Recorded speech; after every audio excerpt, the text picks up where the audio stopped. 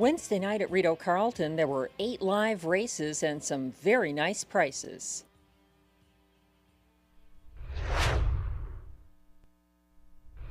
The way it's Royal Mass, but here comes a challenge from Orly's Angel up into second on the outside as they turn for home. Following from the pocket in third, Driverless. They're still chasing after Royal Mass, who fights hard up alongside Orly's Angel, but it's Royal Mass keeping the undefeated streak alive for driver Pascal Berube. Orly's Angel was up for place. Driverless was third. Tie game fourth. 159 and 2. Russell Mass out of Melanie G, owned by Marc Camarant, Claude Thibault, and trainer Vincent Riom, all of Quebec. Bred by Terry Vandenplas of Ontario. Driven to that first Rideau win by the drummer Pascal Berube, and that's a new lifetime mark of 159 and 2 for Royal Mass. Perfect on the front end for Pascal Berube. Race 1 results are now official. Bow Tie, who is first over at the top of the stretch and looking to make front for Ryan Guy. Coming down the lane, Tyrone Bow Tie up front and stalked by Kenogami Coco. Charging late, Emmatown Bud is 3 wide, but it's too late to catch Tyrone Bow Tie. Second was Emmatown Bud, then Kenogami Coco third, ahead of Wish You'd Tell Me fourth, 155 and 4. Once again, it's unofficial race 2 winner, number 3, Tyrone Bow Tie, a 5-year-old bay gelding by Looks Like a Chippendale out of Risk Seeker, owned by Rachel Burns, Wade and Philippe Toussaint, Olive Cardinal, Ontario, bred by Cynthia Graham and William Wolfrey of Ontario, trained by Mike Armstrong. Ryan Guy in the sulky for win number 6 of the season for Tyrone Bow Tie, 155 and 4. Congratulations. Back after the break, Margot's got the cargo. 124 flat to 3/4, and they're coming after DA Temptation, the pace setter at the top of the stretch. Tamara Hanover first over now and looking for space up the inside. Always Be Merry. It's Tamara Hanover chasing to the wire. Always Be Merry up the inside. Tamara Hanover gets the win by a head. Always Be Merry second. DA Temptation third. 153 and 2. Hanover, a 4-year-old bay mare by Artspeak out of Transfer Hanover, owned by Jamie Copley and Kimberly Eaton of Ontario with the Max Webster Stable, Nova Scotia. She's bred by Hanover Shoe Farms Incorporated, Pennsylvania, trained by Mandy Archer. Marie-Claude Auger gets the driving win this time with Tamara Hanover, win number 10 of the season, 153 and 2.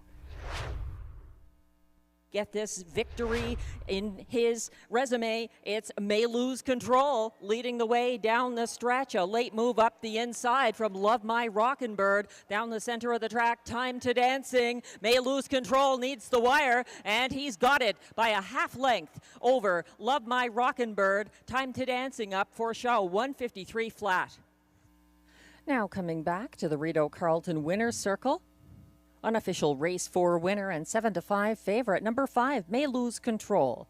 A 5-year-old bay gelding by Control the Moment out of Laura May, owned by Jamie Copley of Kenmore and Kimberly Eaton of Brockville, Ontario. Bred by William Haggerty and Stuart Ducamp of Ontario. Trained by Mandy Archer. Driven to victory by Guy Gagnon. And that's a new lifetime mark, 153 flat. May Lose Control in his 3rd win of the season. Even further back, the Magic of Life, 128 and 4 at 3/4. They're turning for home, and Royale Duara is still leading by a couple of lengths, closing in late. That's Sant'Ambrogio 3 wide. Donna over. He needs the wire. Royale Duara is very tight in that finish against Sant'Ambrogio and Donna over. 158 and 4. A blanket finish. Over Pennsylvania, driven to victory by Guy Gagnon. That's win number 3 of the season for Donna Tover. That is an unofficial victory. as we await the judges' ruling on the break after the start by the 1, Donna Tover. Following from third inside, a perfect pocket ride for Stomper Tom. They turn for home and now confronted. It's Son of a Millionaire taking over from Final Text, who fades late, charging to the wire. Stomper Tom turning it on, but not enough to catch Son of a Millionaire, who wins by a length and a half over Stomper Tom. Final Text may have held on for show, 156-3. Millionaire, owned by Jamie Copley and Kimberly Eaton of Ontario, with the Max Webster stable of Nova Scotia. Bred by Money Market Breeders of New York, trained by Mandy Archer. And again, Guy Gagnon, his third straight win, 156-3. Son of a Millionaire equals his seasonal mark in his third win. Gain Brown stepping out now from third, a first over move from 88 Fingers Louie as they turn for home. Fox Hunt has what looks like an insurmountable lead here coming down the stretch. Fox Hunt out there by 4 lengths, battle on for place. It's all Fox Hunt closing for place. That's going to be Radley Hanover ahead of 88 Fingers Louie and Lancaster Bomber, 153-4. Bay Gelding by Huntsville out of Wrangler Magic, owned by Jamie and Jacob Copley of Kenmore, Ontario. Jacob Copley doing a great job as trainer. James Copley of Inverness, Nova Scotia shares ownership on this gelding, bred by Crawford Farms LLC of Syracuse, New York. Congratulations to the connections. Fox Hunt, the official winner of race 7, 153-4, his first win of the year. Closing late, shuffled to last, PL Rinchenia, 124-4 at 3/4, turning for home. Beauty is Blind, trying to hold off the closers, coming on up the inside Beach Journey, widest of all. Look at Fireshine fighting on to the wire for the win for William Waugh over Dial Me Up. Close for show between Beauty is Blind and Beach Journey, 154-2.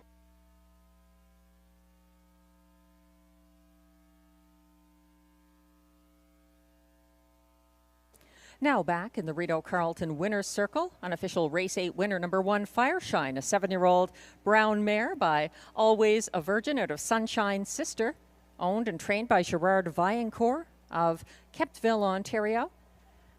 Bred by Peter Karras of Sherman, Illinois. Fireshine was driven to victory by William Waugh, 154-2, her fastest win of the year. And win number 9 of 28. Congratulations. 5-1 upset for Fireshine and William Waugh. Race 7 of the night saw Guy Gagnon get his 4th consecutive driving win of the card as Fox Hunt won for trainer Jacob Copley, who shares ownership with Jamie and James Copley on this 6-year-old pacer. It was the first win of the season for Fox Hunt in 153-4. We hope you can join us again at Rideau Carleton for more live racing coming up this Sunday, July 27th, 6:30 p.m. post time.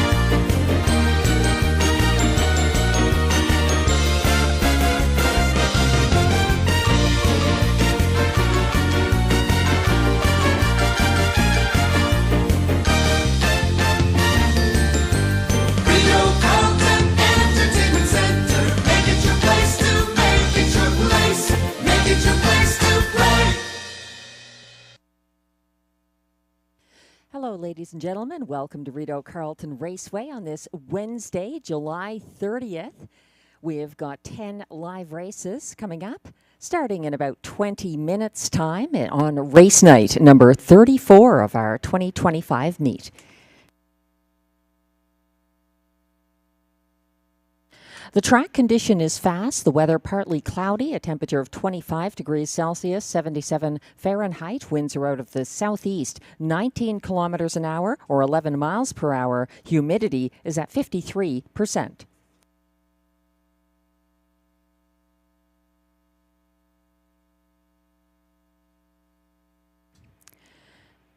We have a few changes to pass along, none of them affecting races 1 through 3. In race 4, we have a driver change on the 4. Sylvain Lacaille will be driving number 4 Woodmere Gaelic in race 4. No changes in races 5, 6, or 7. There's also a driver change in race 8 on number 3, Tough Cooper, going from Clark Stacey to Sylvain Lacaille. No changes in races 9 or 10.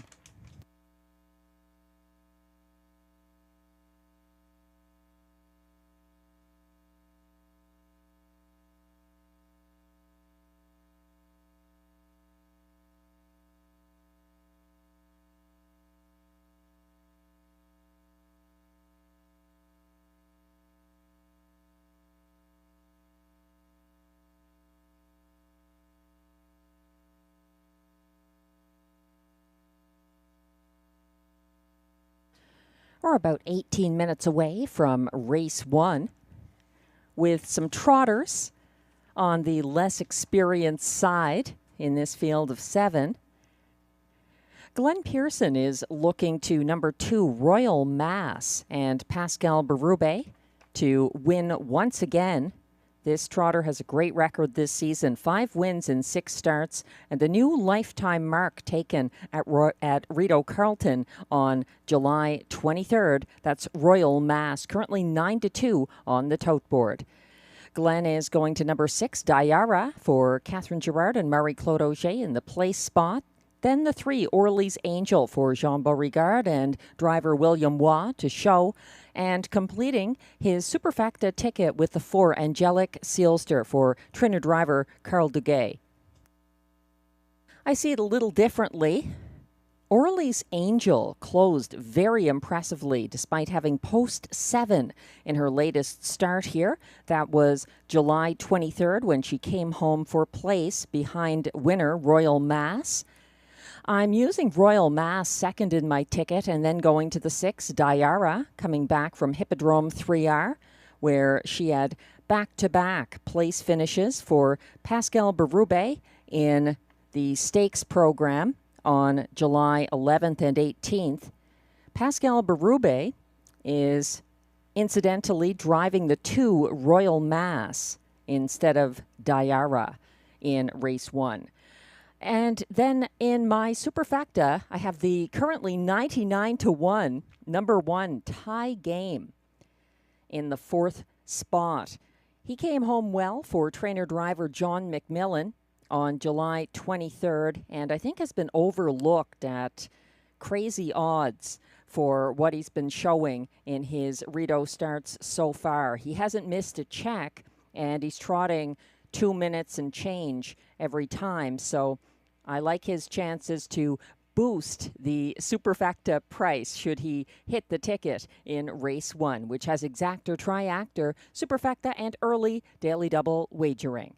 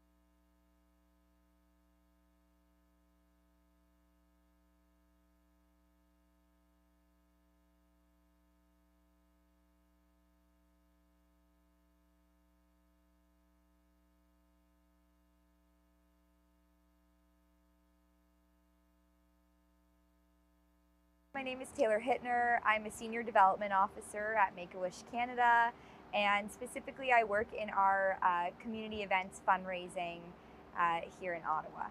Last year, the first Race for Wishes was amazing. It was so great. We got to highlight Wish Kid Lyric last year, which was fantastic, and we were able to raise $20,000 in support of Make-A-Wish and to help us continue to grant wishes. At Make-A-Wish Canada, we grant wishes for children with critical illness, and our vision is to grant the wish of every eligible child across the country. Last year, Make-A-Wish granted wishes across 745 communities across the country, including right here in Ottawa. And we are thrilled to announce that we granted 2,011 wishes last year alone, with 94 of them being in the Eastern Ontario region. So as you can see, our wish granting is very local, but we're very lucky to be able to work with so many communities across the country. And we also just celebrated a very big milestone at Make-A-Wish Canada. We just celebrated this year 40,000 wishes granted since 1983 at Make-A-Wish Canada, which is an absolutely amazing milestone, and we look forward to continuing to grant wishes across the country. A wish provides distraction from a child who's going through an unimaginable time. A wish is something to think about, something to anticipate, and something to look forward to. And research has shown that it helps children build the resilience that they need to fight the critical illness that they are going through. It helps improve their physical and emotional well-being. So at Make-A-Wish Canada, we do not receive any government funding. So the only way we were able to grant wishes is through donations and charitable giving from our community. So whether it is going to a community fundraiser like Race for Wishes, hosting a community fundraiser through corporate giving, individual giving, or attending one of the fundraisers that Make-A-Wish organizes, these are all ways that you can help fundraise, donate, and help make a significant impact on the lives of children with critical illness. Whether you're at the races on Sunday night or you're looking to support Make-A-Wish outside of this event, you can donate directly online at makeawish.ca, and any dollar amount helps us continue to grant wishes and makes a significant and meaningful impact on the lives of children with critical illness. And we just thank you so much for your support, because without the support from our community, we truly wouldn't be able to do what we are doing right now for children with critical illness. Thank you so much to the Hard Rock Ottawa and to the Ottawa community for your support. Any donation makes an impact and helps us make wishes come true. And with your support, we're able to transform lives one wish at a time.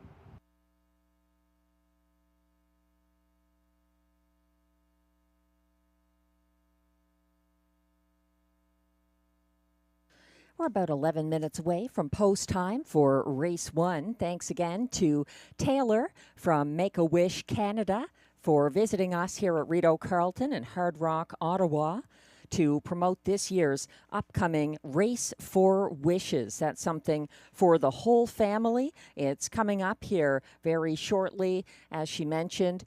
It's actually coming up on August 3rd and has an earlier start time. It's a little before the races, so you'll want to check that out on Sunday, August the 3rd. Bring the kids, bring the whole family. There's going to be face painting, some chances to meet some horses, I believe, and it's a fundraiser for a very important cause, raising funds to support the dreams and wishes of children fighting critical illness across Canada and right here in the Capital Region.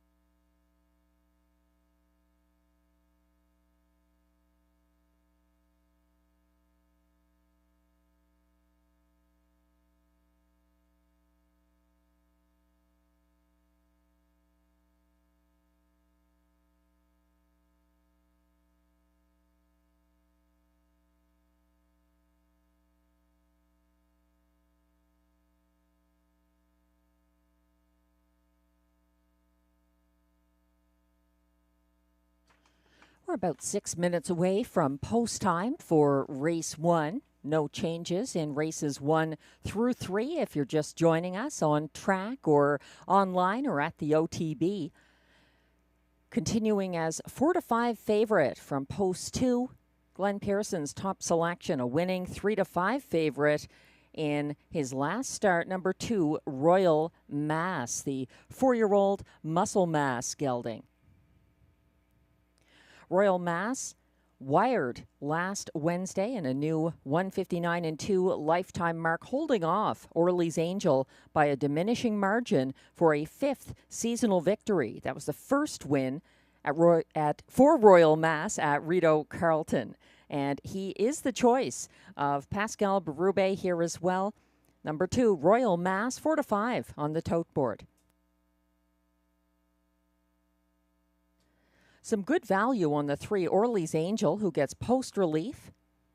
She is also a little older than some in this field. Orly's Angel, a 4-year-old mare by Archangel. She broke her maiden at Rideau Carleton on July 9th from the same post position she has this evening, post 3. Also for the same driver, William Waugh.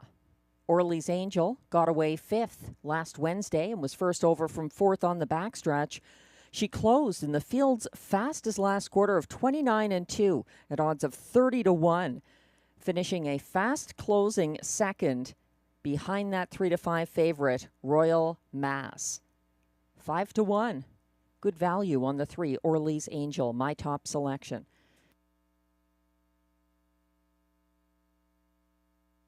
Also taking some action is the 6, the class-dropping Dayara, reunited with Marie-Claude Auger. Dayara actually followed Auger's gate-to-wire 2 to 5 favorite, Chick Chalk Rose, with a loose pocket trip in a stake race at Hippodrome 3R on July 18th. Dayara battled against the first over, Mazoterapeut, on the first turn and was best of the rest behind the going-away winner, Chick Chalk Rose. That's Dayara, currently 5 to 2 from post 6. The second longest shot on the board, 16 to 1, is the one, Tie Game, moving in from post 6. He was second over 4th leaving last Wednesday at odds of 50 to 1 and stayed flat when Next of Kin jumped it off ahead of him at the quarter pole. Tie Game raced single file 3rd until Orly's Angel made a move on the backstretch. Tie Game held off Angelic Sealster late and tellingly won a July 12th qualifier from the rail at Kawartha Downs despite making early breaks. That's the one, Tie Game, the 3-year-old son of Muscle Mass. Seems to be improving and likes the inside post.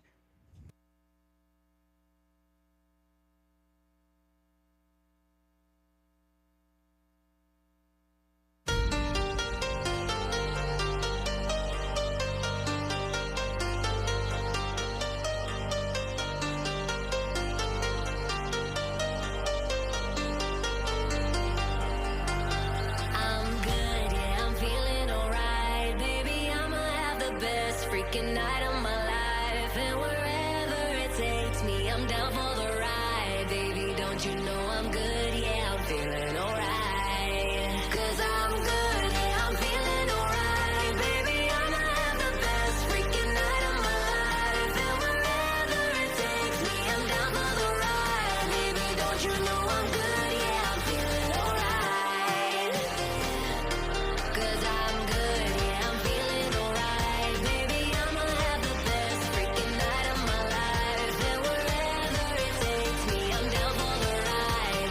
Don't you know I'm good?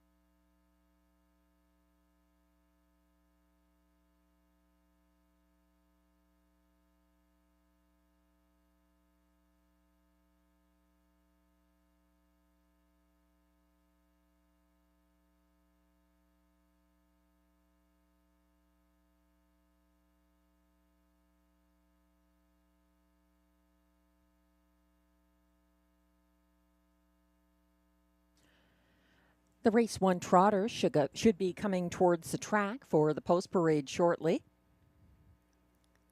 For race 1, the first of 10 races this evening. On Sunday, you may have heard or you may have been here for it. Unfortunately, we had to cancel the card because of an electrical issue, and that has obviously been remedied. Before that issue arose, we were able to have one Sunday qualifier on July 27th. It was for both gates, and it was won by Tell Laura I Love Her on the front end by 6 1/3 lengths, 1:58 and 4 for driver Claude LaRose and trainer Andre Lachance. William of Bristol was second, Jaunt Station third, and the trotter Goddess du Hara finished fourth. The fractions, 29 and 2, 1 minute and 2/5, 1:29 and 3, 1:58 and 4, the winning qualifying mile for Tell Laura I Love Her, the 5-year-old pacing gelding by All Bets Off out of Diacon's Dart, owned by Litwin Racing Team of Westmount, Quebec.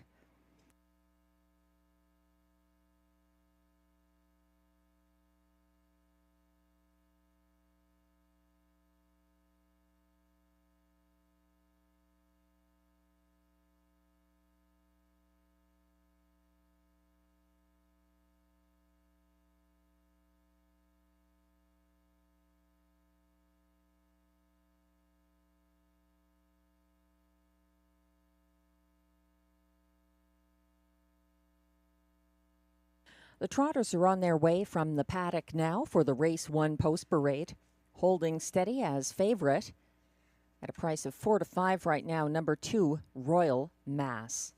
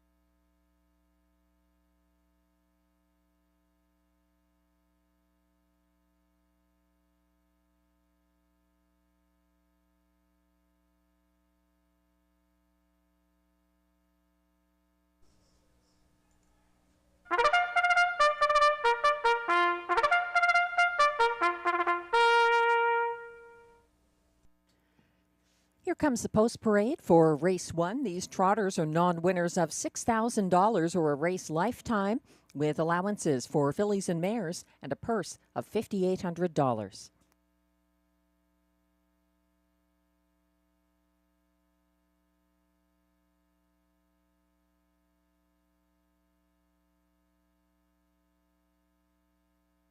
Leading the post parade, number 1, Tie Game. He's owned, trained, and driven by John McMillan of Odessa, Ontario. 2 is the current 4 to 5 favorite, Royal Mass, owned by Marc Cameron and Claude Thibault with Vincent Riom. The trainer, all of Quebec, Pascal Berube drives. 3 is Orly's Angel, owned by Orlando Stables Incorporated of La Salle, Quebec, trained by Jean Beauregard, driven by William Waugh. 4 is Angelic Sealster, owned by Investissement KFB of Sorel Tracy, Quebec, along with trainer-driver Carl Duguay of Trois-Rivières, Quebec.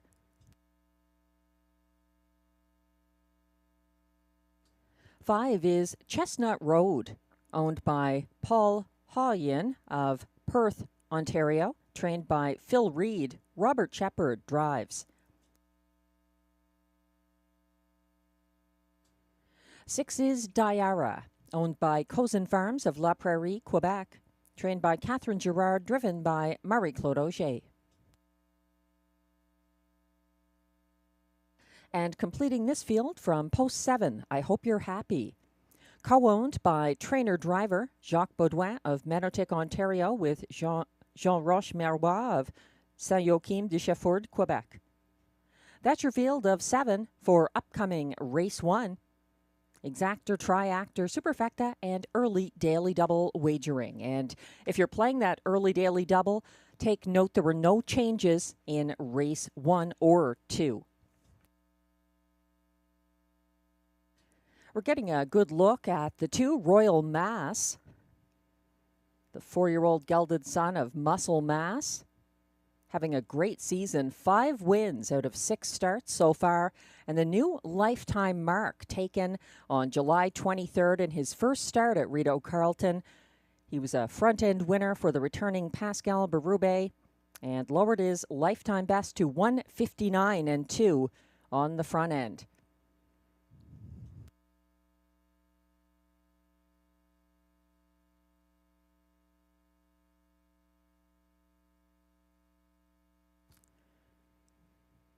He's a horse who knows how to win, but he's had one kind of trip doing it.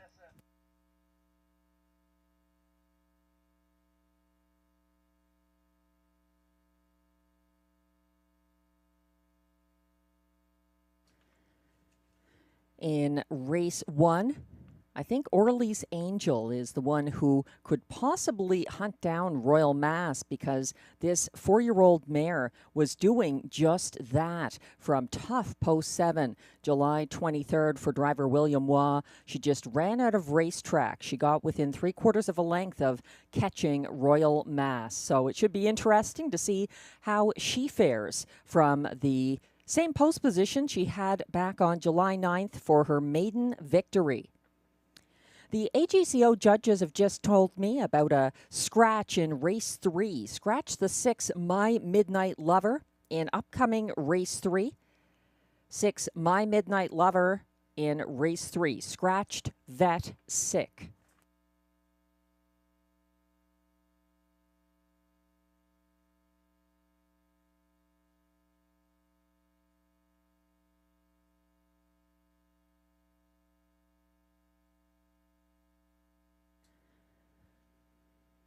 Race 1 is going to be going behind the gate very shortly.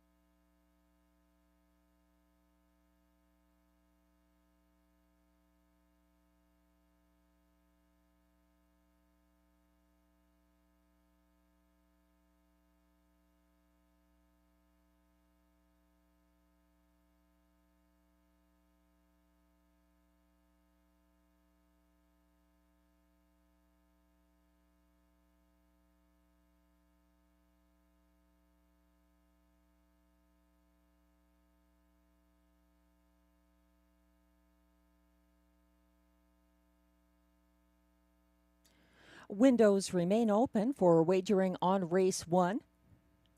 Something apparently on the track on the first turn.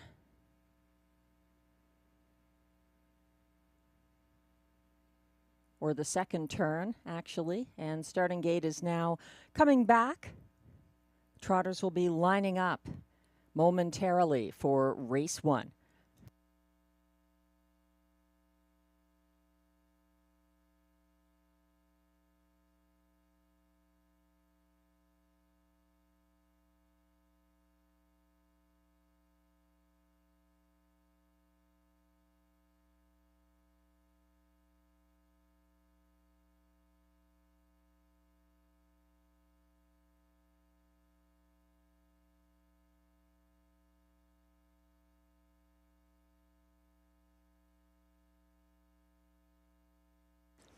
The starter has called the field.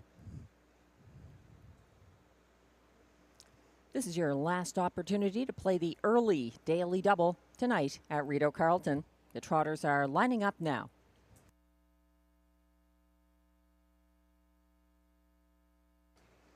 One is Tie Game for John McMillan. 2, Royal Mass, Pascal Berube with his nose on the gate already. Royal Mass, the current 1-2 favorite. 3 is Orly's Angel, William Waugh. 4, Angelic Sealster, Carl Duguay. 5, Chestnut Road, Robert Shepard. 6, Diara, Marie-Claude Auger. And on the outside 7, I Hope You're Happy. They're all in line. I Hope You're Happy. The last to join the party. He is still a couple of lengths behind the others.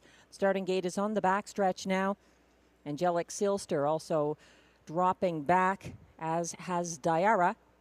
They're off and trotting a staggered start and making his way to the front first. That's Royal Mass, leaving between horses to take charge and giving chase early.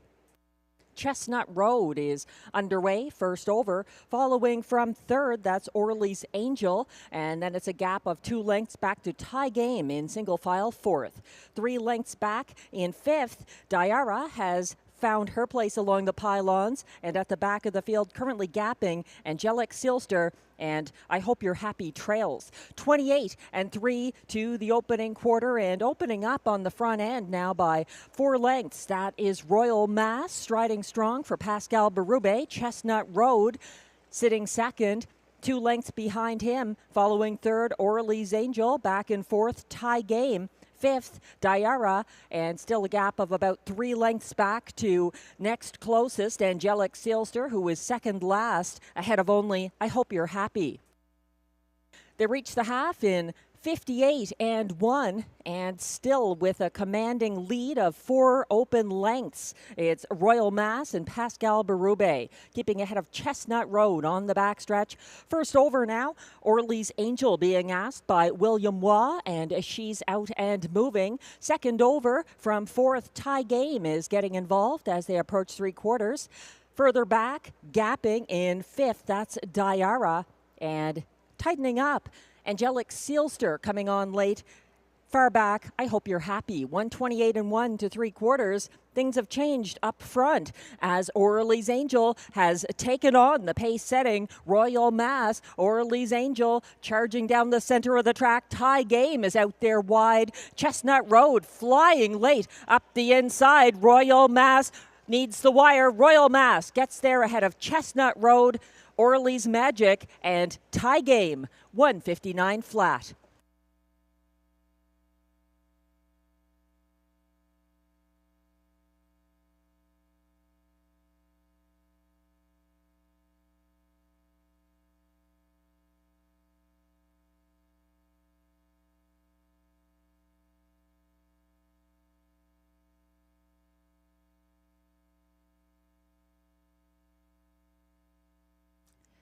Royal Mass looked vulnerable at the top of the stretch. His open length lead had evaporated, but he showed his strength fighting back for that win.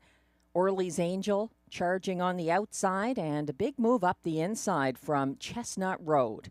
Neither could catch Royal Mass, who lowers his lifetime mark for the second week in a row at Rideau Carleton. A new mark, 159 flat for the winner, Royal Mass. Unofficial results are now posted for race 1, ending up the 1-9 favorite from post 2. Royal Mass gets win number 6 in start number 7 this year for Pascal Berube. Closing for second was 5, Chestnut Road. Third was 3, Orly's Angel, and fourth, at odds of 30-1, number 1, Tie Game. From the top down, the top 4 unofficial finishers in race 1, 2, 5, 3, 1. Please hold all tickets.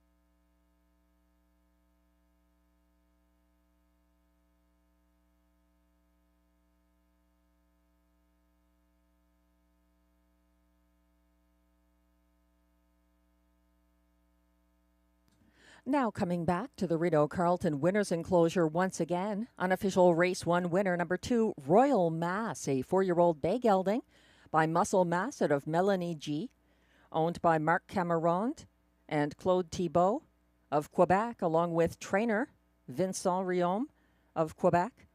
Royal Mass was bred by Terry Vandenplas of Ontario. Pascal Berube gets the driving win. Once again, going back-to-back with Royal Mass, a new lifetime mark, 159 flat. Congratulations.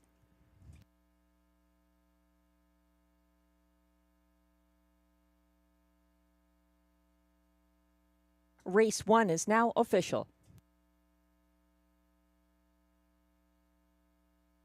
Prices are posted for Race 1. Number 2, Royal Mass pays $2.30 to win. The $2 2-5 exactor pays $23.60.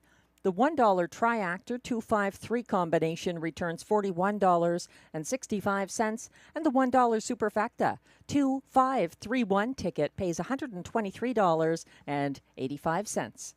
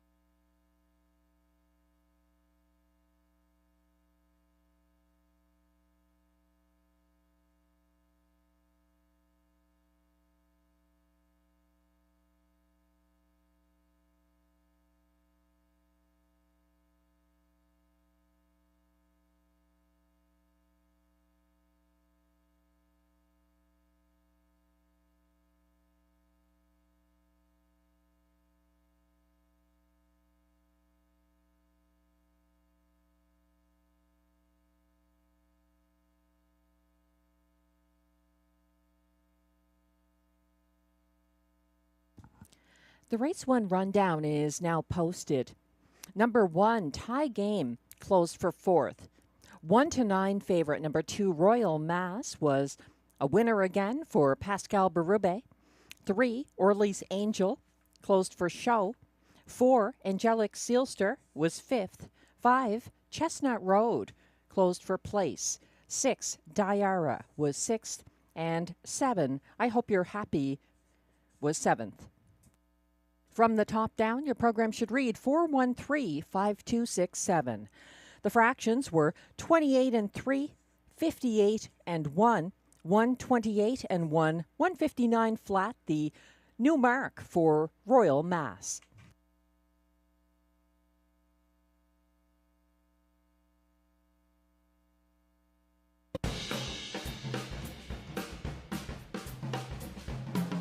Whether you're looking for a night out, trying to catch the hottest show, or if you're just feeling lucky, Hard Rock Ottawa is the place to be.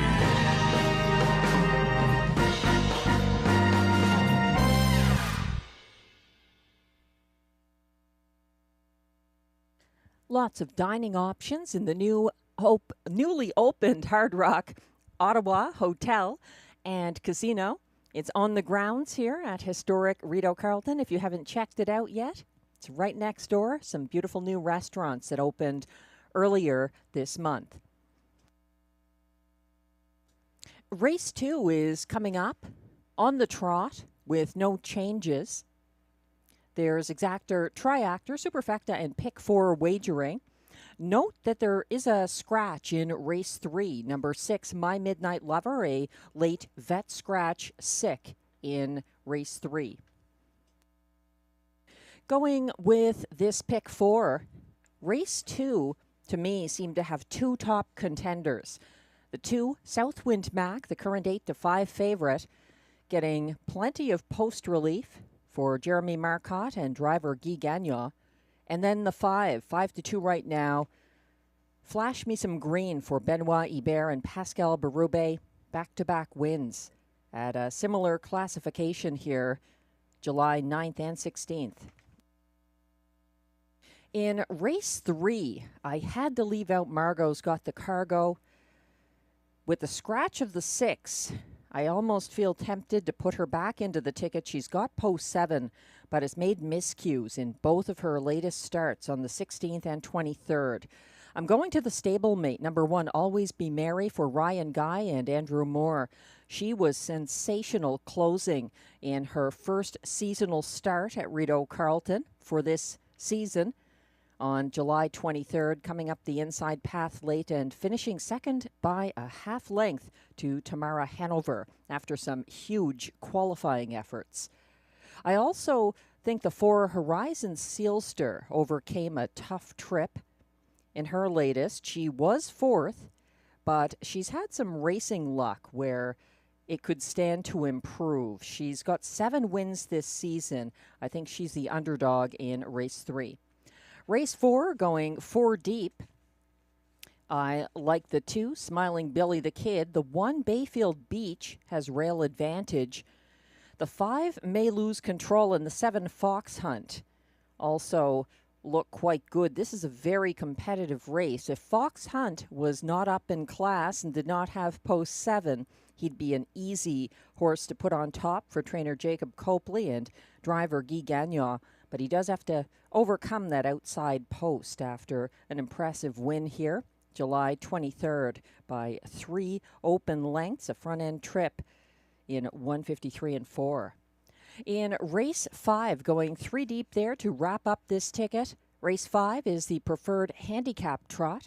I'm using the 3, Rose Run Why Not, who was at Woodbine Mohawk Park on July 21st and actually trotted the fastest mile of her life. Now she's back at Rideau Carleton for Carl Duguay and Pascal Berube.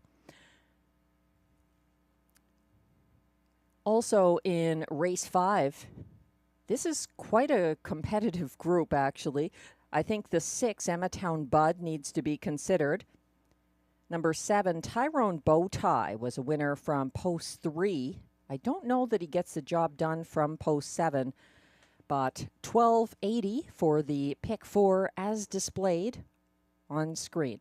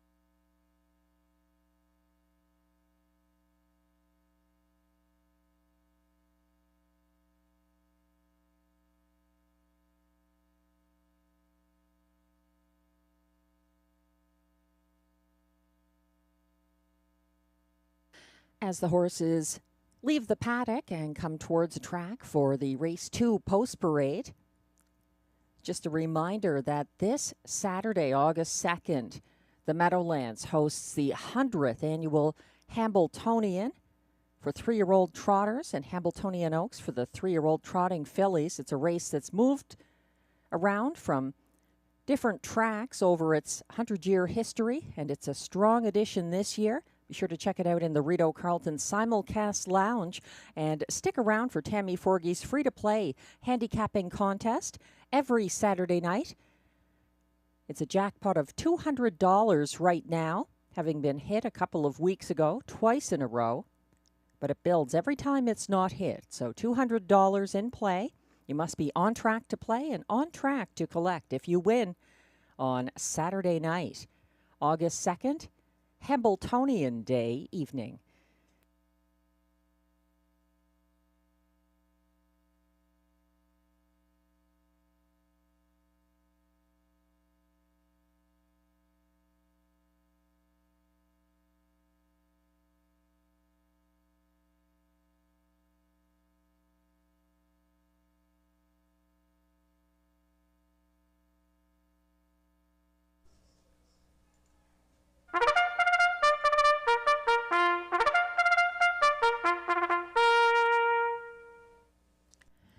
Here comes the post parade for race 2. On the trot, non-winners of $15,000 or 2 races lifetime. Allowances for fillies and mares. The purse is $6,600.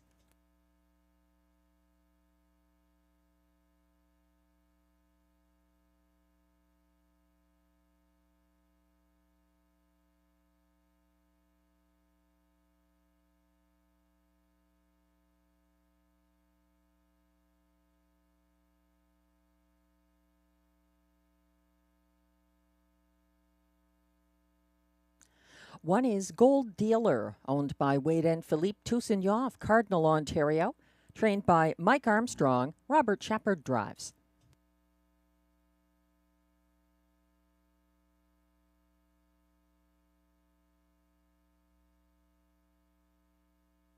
Two is Southwind Mac, owned by trainer Jeremy Marcotte of Notre-Dame-de-la-Paix, Quebec. Guy Gagnon drives.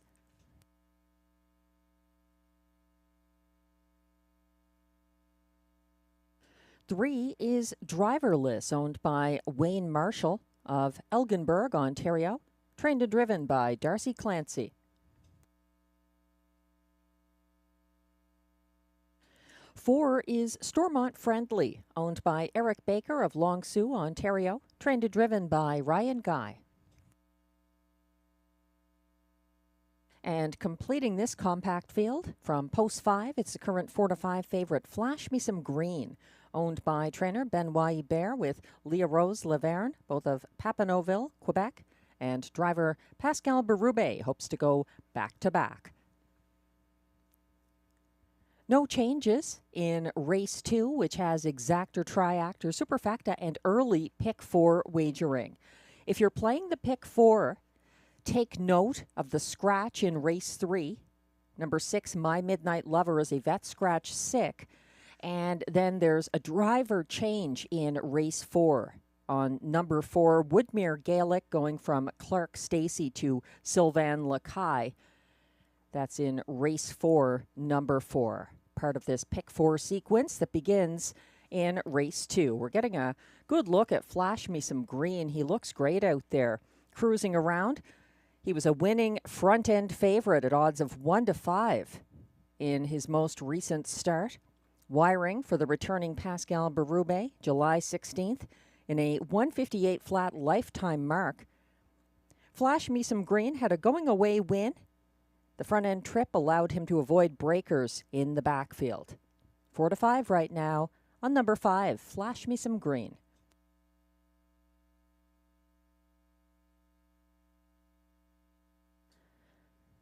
If anyone can beat him in this field, I'm looking at the 2, currently at odds of 8-5. Southwind Mac, who's third in Glenn Pearson's ticket. Glenn, of course, has the 5, Flash Me Some Green, on top. He had the winner Royal Mass in race 1 for Pascal Berube. And Glenn is looking to the rail, Gold Dealer and Robert Shepard in the place spot, then going to the 2, Southwind Mac, and the 3, Driverless to complete the superfecta. I've got Southwind Mac on top. I think he has a few things going his way here. I'm using the 5, Flash Me Some Green second. The 1, Gold, or driverless, I should say, is following the 1 in my ticket. I'm going with Gold Dealer third and driverless fourth. So they're similar tickets, not identical. The 2, Southwind Mac, is getting some post relief. He retains driver Guy Gagnon and notably faced interference when Orly's Angel broke stride on the first turn, July 16th. Southwind Mac followed a gapping Stormont Friendly from single file fourth and then was caught inside of the parked out tie game past the half. Southwind Mac was loose late but closed in the field's fastest last quarter of 29-3 behind that front end winning favorite, Flash Me Some Green. So here's the rematch with post relief for number 2, Southwind Mac, currently at odds of 9-5. The 1, Gold Dealer, pocketed up behind Flash Me Some Green July 16th and held on for place by a diminishing margin. This filly broke her maiden April 23rd on a class drop in her only previous start from the Rideau rail. And the 3, Driverless, broke his maiden on June 4th, 2024 in his only seasonal start over a 5/8 mile track. This is his second start for Darcy Clancy after chasing front-end winner Royal Mass last Wednesday. It was a loose pocket ride until the first over Orly's Angel came calling on the final turn. Driverless had a 3-wide move in the shadow of the wire and got edged out. He's up in class here, but 4-1 from post 3, Driverless.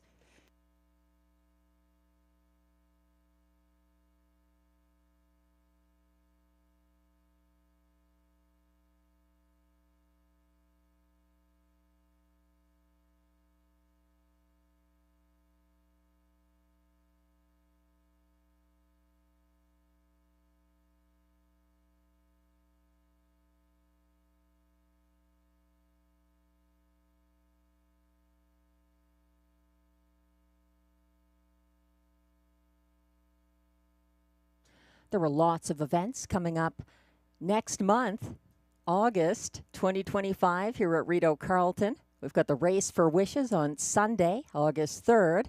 Then the Bill Galvin Racing Alliance will be here with their virtual reality harness racing goggles on Family Day on Sunday, August 10th. And don't forget the Ontario Sire Stakes Gold and Grassroots 3-year-old pacing fillies on Sunday, the 24th of August. The starter has called the field for race 2. This is your last chance to play the early pick 4. It begins here.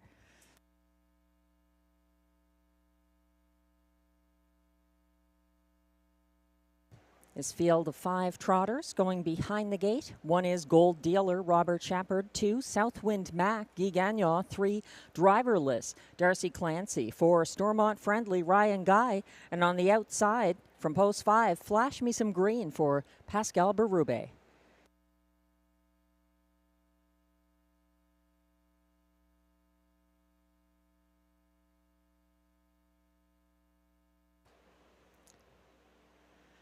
They're coming off the turn onto the backstretch and headed to the start for race 2 and the early pick 4. They're off and trotting, taking back to last, Driverless. Everybody else leaving and weaving between horses. Southwind Mac and Guy Gagnon have made front, only to get circled by Flash Me Some Green, the favorite for Pascal Berube, opening up by a length and a half over Southwind Mac. It's 3 lengths back to Gold Dealer following third. Then in fourth, Stormont Friendly, and looking to go first over from last for Darcy Clancy. That's Driverless. 28-1 to the opening quarter. They're led down the stretch the first time by Flash Me Some Green, keeping tabs from a closer second, Southwind Mac. Then in third, a length and a half back, Gold Dealer. Fourth is Stormont Friendly, and trailing the field, it's still Driverless. Head into the second turn, Driverless trying to get something going first over from the back of the pack. The rest are sitting single file to the Halfway point reached in 58 and 3, a 30 and 2 second panel for the leader, Flash Me Some Green. He's stalked by pocket sitting Southwind Mac, and here comes Driverless first over into third, outside of fourth place Gold Dealer, caught along the inside, and now second over from last. Stormont Friendly is underway. They're bunching up behind the pace setter. That's Flash Me Some Green. Getting to the three-quarter point in 1:28 and 2. Flash Me Some Green still controlling things. And Southwind Mac about to get his chance. He's looking live from the pocket. Still out there first over. Driverless is third and looks to try to hunt down those two. Flash Me Some Green on the lead down the stretch, coming to him. Southwind Mac on the outside. It's between these two, and Flash Me Some Green gets it by a half length over Southwind Mac. It looked like Driverless held on for show ahead of Gold Dealer, 157 and 4.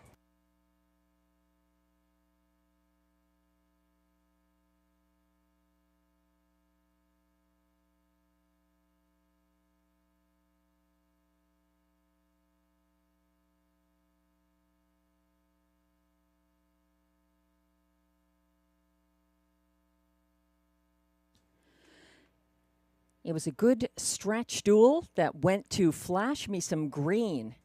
He now has 3 wins in a row at this level at Rideau Carleton for Pascal Berube. He held off Southwind Mac, who had his chance and came up a good second in this 157 and 4 mile. A new lifetime best for Flash Me Some Green.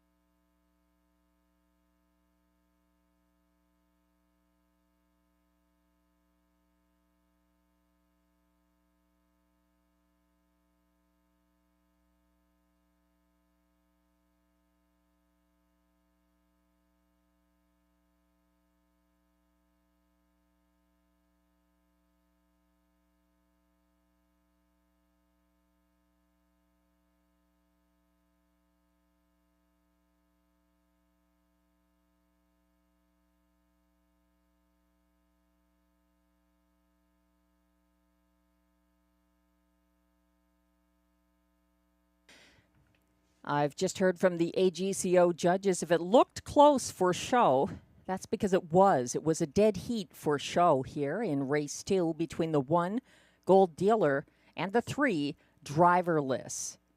Both of them tied for show. Now coming back to the Rideau Carleton winner circle. It's the unofficial winning favorite. The top 4 unofficial results are now displayed for race 2. 1-2 favorite, number 5, Flash Me Some Green for Pascal Berube. Over the 2, Southwind Mac second, the 1 Gold Dealer, and the 3 Driverless dead heating for show. Flash Me Some Green is a 3-year-old bay gelding by Green Manalishi out of JL Kalua, owned by trainer Benoit Hebert with Leah Rose Laverne, both of Papineauville, Quebec, bred by Joanne Morrison of Beaton, Ontario, and that's back-to-back wins for the drummer Pascal Berube. Flash Me Some Green, as mentioned, 3 straight wins at Rideau Carleton, and each time an impressive new mark. This time 157 and 4, a new lifetime best for Flash Me Some Green. Congratulations.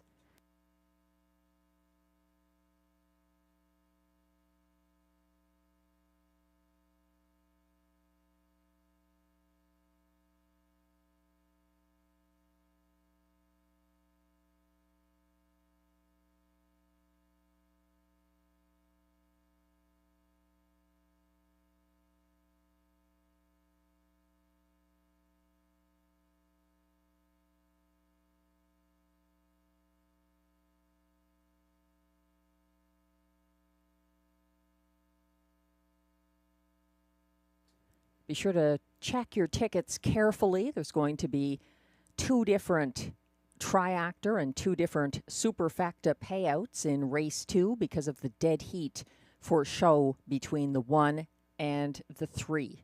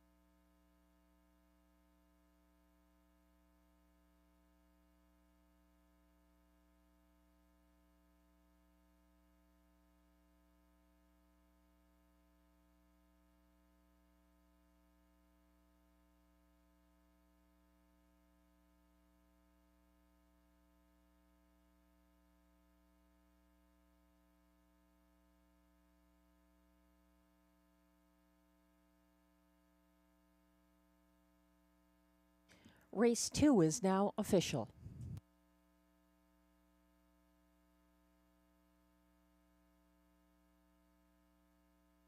Prices are posted for race 2, where number 5, Flash Me Some Green, pays $3.10 to win, and the $2 5-2 exactor pays $6.40. The $1 superfectas are displayed. The 5-2-1-3 is $6.60. The 5-2-3-1 is $6.90. The $2 early double 2-5 combination pays just $4.20 with back-to-back favorites.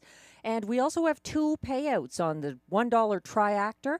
5-2-1 is $4. 5-2-3 is $4.25. Those are $1 payouts.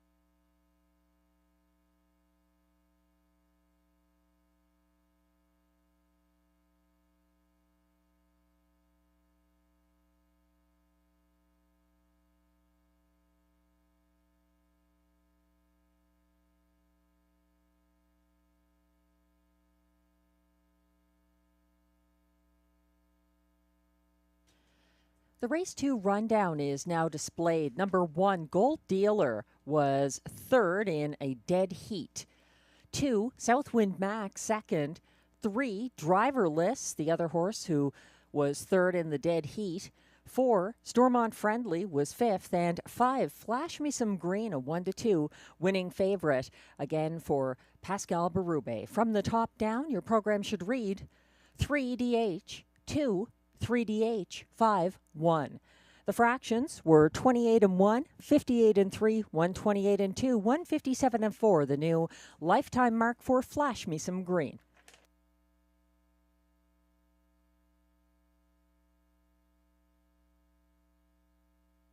Busy lives make special moments that much more important with family, with colleagues, with loved ones and friends. But sometimes the circumstances change suddenly and emergency services are needed. When every second counts, would you know what to do? St. John Ambulance is here to help with the most comprehensive first aid and CPR training programs conveniently scheduled at times that work for you. Just one course could save someone you love. Book online or call today. St. John Ambulance, saving lives at work, home, and play.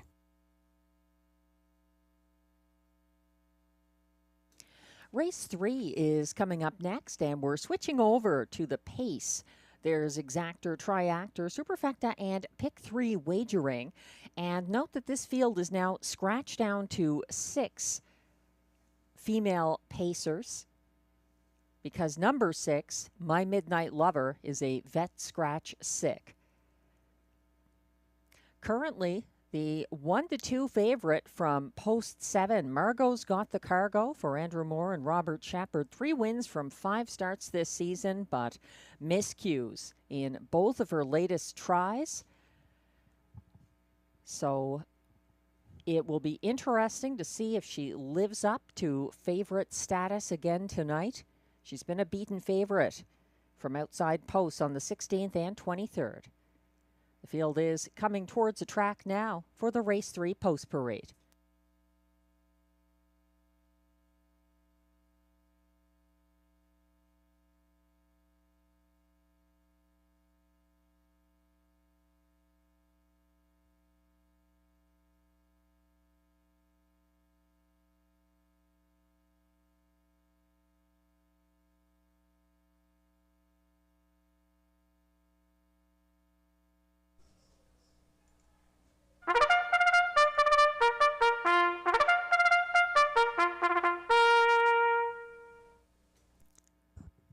Here come the Race 3 Pacers.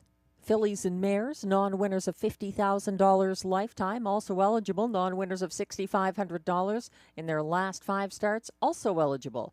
$20,000 claimers and not listed preferred pacers who draw outside. The purse is $8,000.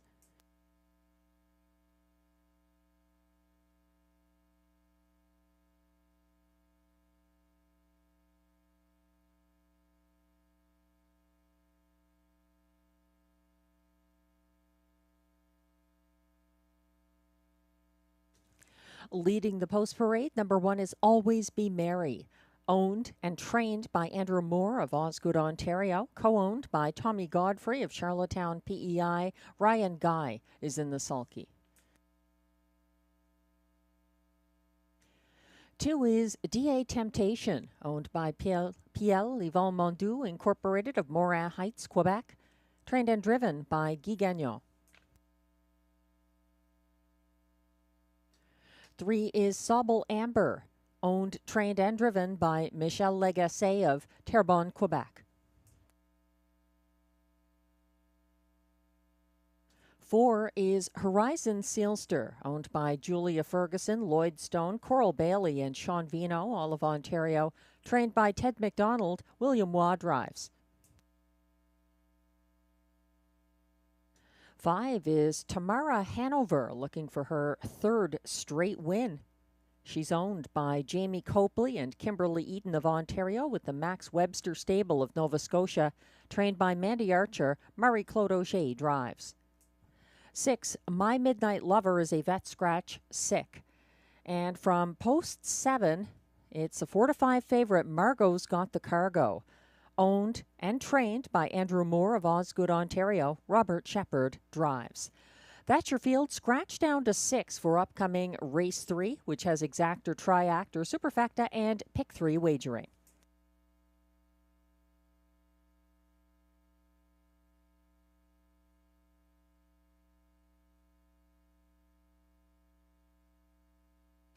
We're getting a closer look at number 7. Margot's Got the Cargo, who has a slightly easier job with the scratch of the 6, My Midnight Lover. Post 7 isn't quite as tough when that happens.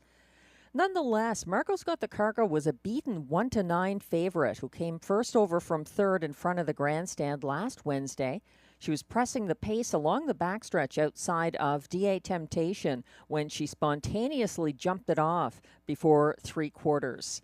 And unlike her previous start, where she was able to get herself together again and close for third, that was on the 16th, Margot's Got the Cargo was unable to do that on the 23rd, so she finished far back, unable to collect herself, get back on the pace, and hunt down the rest. So she's a tough horse to drive, I've heard, but at her best, she can circle these and win once again. Very high percentage winner. She won half of her 8 starts last year and 3 of 5 so far this season. Margot's Got the Cargo. Tough to know. I'm going with the 1, Always Be Merry, on top of my ticket. She won her first Rideau qualifier back on May 26, 2024. Her first parimutuel victory followed after another qualifying mile and 2 starts last June. If you look at her 2025 qualifiers, Always Be Merry crushed by huge margins in back-to-back qualifiers at this track. The latest was on July 20th. And then in her seasonal debut, she had a late move up the inside path last Wednesday at odds of 36-1, finishing second and closing in the field's fastest last quarter, 28-4. She's now the 7-5 favorite, the 1, Always Be Merry. Glenn is looking to Margot on top of his ticket. I have her third. Glenn has landed on the 5 for his place horse here, Tamara Hanover, who I have 4th in my ticket. She loses rail advantage, but she does hold on to her winning driver from last week, Marie-Claude Auger. On Wednesday, Tamara Hanover was a 17-1 winner, capitalizing on a pocket ride and then a break by 1-9 favorite, Margot's Got the Cargo. Tamara Hanover stepped out first over past 3/4, and it was a narrow victory over Always Be Merry and the pace setter, DA Temptation. She needed the wire, but she got the win nonetheless, and it was her second straight win. The only drawback I see with her is both of those were from the rail. She does not have that here. She's 4-1 right now from post 5, Tamara Hanover. Glenn likes the 2, DA Temptation, the likely pace setter, in the show spot. I like Horizon Sealster second, and then going to Margot third. This is a tough one to sort out, but if you're looking to wager, you'll have to make your decision soon. They're going to be lining up very shortly for race 3.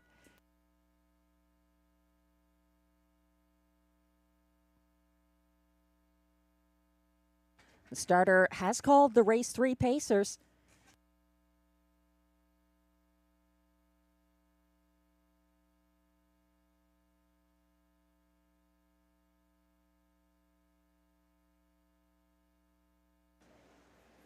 They're lining up in front of the grandstand for race 3. 1 is Always Be Merry, Ryan Guy. 2, DA Temptation, Guy Gagnon. 3, Sauble Amber, Michelle Legacy. 4, Horizon Sealster, William Waugh. 5, Tamara Hanover, Marie-Claude Auger. 6, My Midnight Lover is a vet scratch sick. 7 is Margot's Got the Cargo, Robert Shepard. They're on the turn and headed on to the backstretch. Always Be Merry and Margot's Got the Cargo are just lining up now as they approach the start. They're off and pacing and sprinting out between horses to try to grab the early lead. Sobble Amber and battling back inside DA Temptation and Always Be Merry, but striding between them. That's DA Temptation and Guy Gagnon going to grab early command. Always Be Merry pocketing up second ahead of third place Sobble Amber. Then back to fourth, Horizon Sealster. Fifth, that's Tamara Hanover, and trailing right now Margot's Got the Cargo. 27-3 opening quarter. Margot's Got the Cargo is gapping by about 4 behind her next closest company, Tamara Hanover, who currently sits single file 5th. They're led by DA Temptation into the second turn. Always Be Merry in the pocket. A first over move now from third. Sobble Amber stepping out, and she's towing Horizon Sealster into it. Second over from fourth. Caught in fifth now, Tamara Hanover, and gearing up from the back of the field to come third over. Margot's Got the Cargo. They pass the half in 56-3, a 29-second even. Second panel cut by DA Temptation, still leading. Here's a 3 wide. Margot's Got the Cargo, finding her best gear tonight and sticking ahead in front of pace setting DA Temptation as they approach 3/4. That's Margot's Got the Cargo, 124-2. She's got the lead, but she hasn't secured it as DA Temptation is making her work to sustain it. Here comes a move from Sobble Amber, looking to gear up for the stretch drive, and they're coming home now. Margot's Got the Cargo battling on down the center of the track against a tough DA Temptation. Closing widest, Horizon Sealster is chasing to the wire, but Margot's Got the Cargo gets it by a neck over DA Temptation. Horizon Sealster and Always Be Merry, 153-1. Welcome back, Margot.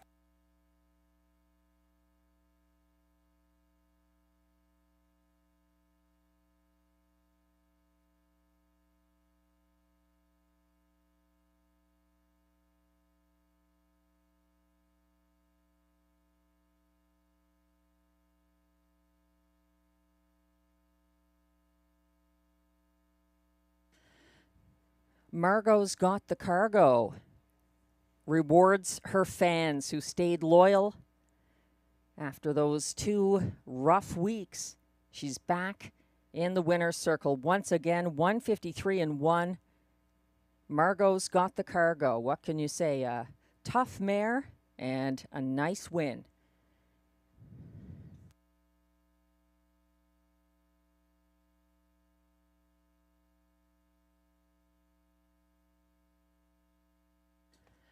The unofficial top 4 finishers are now displayed for race 3. 7, Margot's Got the Cargo, the race winner.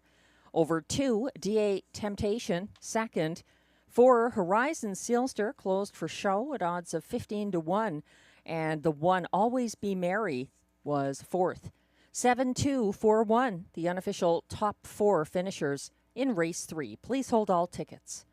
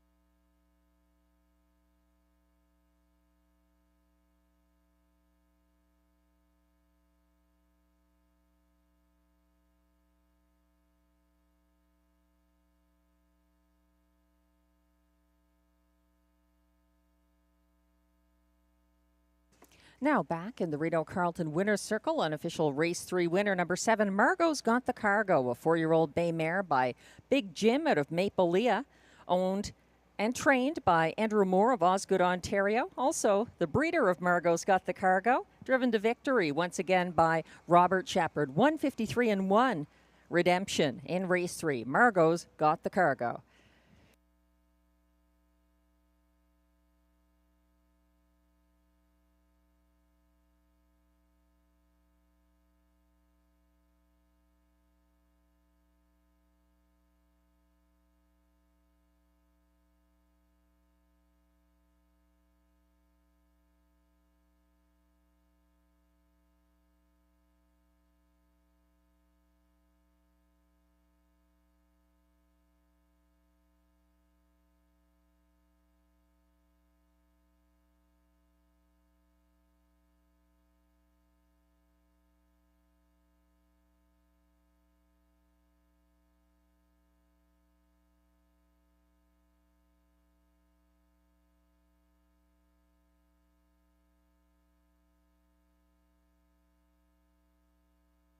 Race 3 is now official.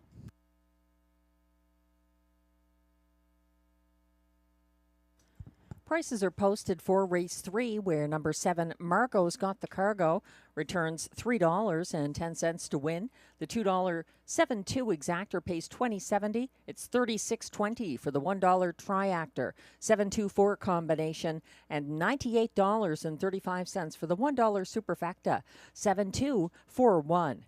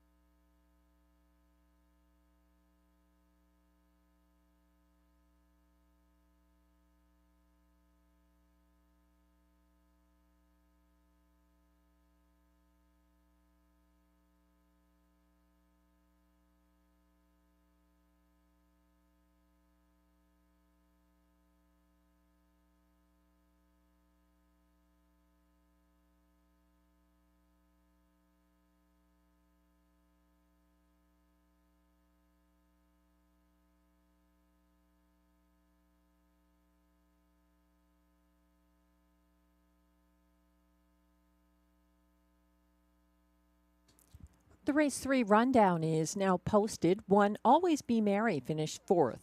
2, D8 Temptation held on for place. 3, Sobble Amber was 6th. 4, Horizon Sealster closed for show. 5, Tamara Hanover was 5th. 6, My Midnight Lover was a vet scratch sick. And 1-2 favorite, number 7, Margot's Got the Cargo, got her third win.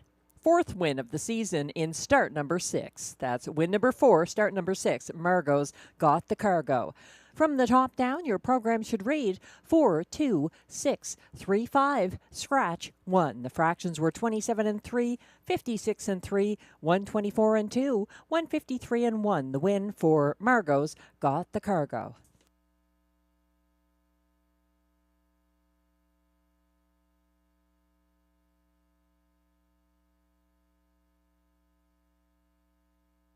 My name is Taylor Hittner. I'm a Senior Development Officer at Make-A-Wish Canada, and specifically I work in our community events fundraising here in Ottawa. Last year, the first Race for Wishes was amazing. It was so great.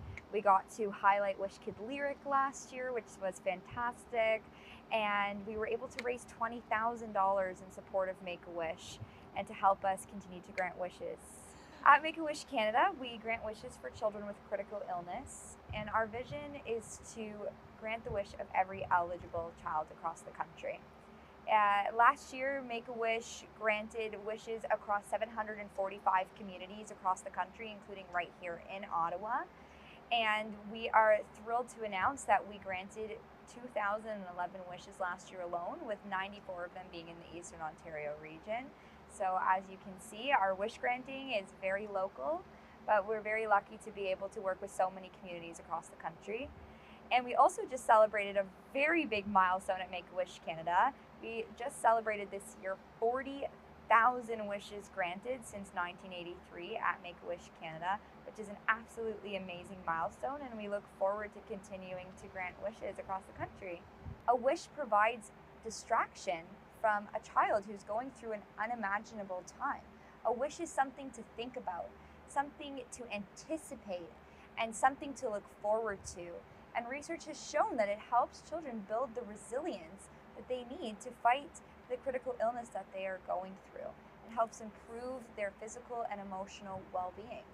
So at Make-A-Wish Canada, we do not receive any government funding. So the only way we're able to grant wishes is through donations and charitable giving from our community. So whether it is going to a community fundraiser like Race for Wishes, hosting a community fundraiser through corporate giving, individual giving, or attending one of the fundraisers that Make-A-Wish organizes, these are all ways that you can help fundraise, donate, and help make a significant impact on the lives of children with critical illness. Whether you're at the races on Sunday night or you're looking to support Make-A-Wish outside of this event, you can donate directly online at makeawish.ca, and any dollar amount helps us continue to grant wishes and makes a significant and meaningful impact on the lives of children with critical illness. And we just thank you so much for your support, because without the support from our community, we truly wouldn't be able to do what we are doing right now for children with critical illness. Thank you so much to the Hard Rock Ottawa and to the Ottawa community for your support. Any donation makes an impact and helps us make wishes come true. And with your support, we're able to transform lives one wish at a time.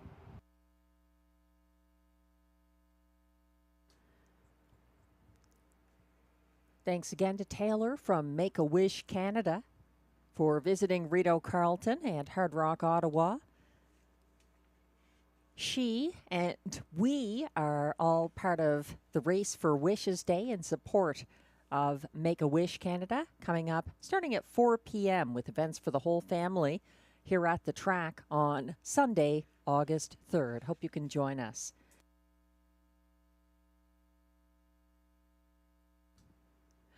Race 4 is coming up next, starting another Pick 4 sequence. And I went 4 deep here. This is a tough race to figure out. The betting public sees it differently. The favorites have been going strong, and a favorite, number 7, Fox Hunt. 3-5 right now for Guy Gagnon and Jacob Copley.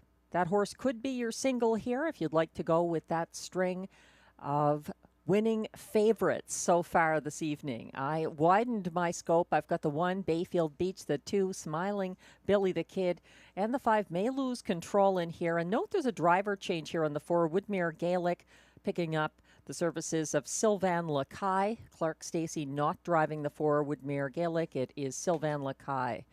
In race 5, going with a couple of horses there, the 3, Rose Run Why Not, and the 6, Emmatown Bud. 3 deep in race 6 as well. I've got the 4, Rockin' My Dream, the 5, Bad Apple, and 6, La Barbe. Note there's a driver change just announced in race 6 on number 3, Putty Cat, going from Luc Loyer to Marie-Claude Auger. Marie-Claude Auger driving number 3, Putty Cat, in race 6. And I'm wrapping up this $14.40 20-cent Pick 4 ticket in race 7, going with 3 horses there, playing back the 5, Fireshine for William Waugh and Gerard Vaillancourt, but also using the 4, Little Bear Cat, Robert Shepard and Mandy Archer, and then the 6, The Turning Point, Marie-Claude Auger and Robert Bernicki in race 7.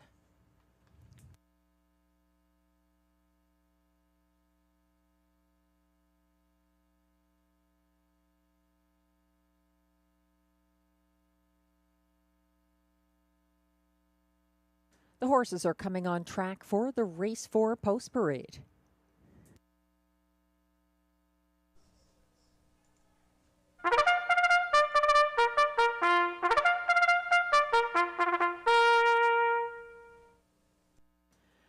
These paces are non-winners of $925 per start in their last 10 or in 2025. Also eligible $15,000 claimers. There's a purse of $7,800.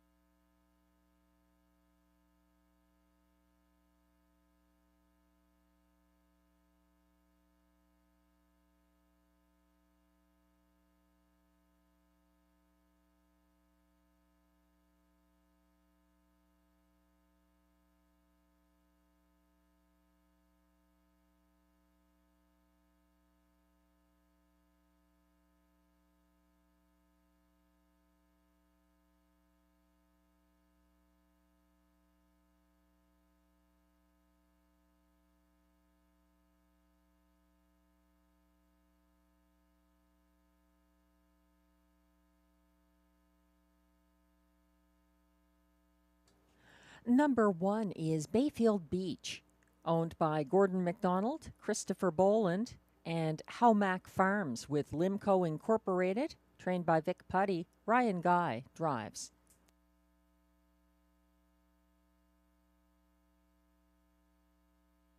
Two is Smiling Billy the Kid, owned and trained by Benoit Hébert of Papineauville, Quebec. Pascal Berube drives.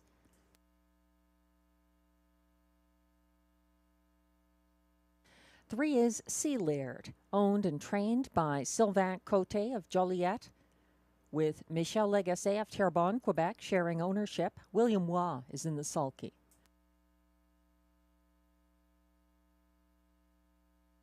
Four is Woodmere Gaelic, owned by Antonio DeMario and Antonio Belfiore of Sudbury, Ontario, with Melanie Leach of Kemptville, Ontario, trained by Steve Belil. Note the driver change from Clark Stacey to Sylvain Lacaille, driving number 4, Woodmere Gaelic.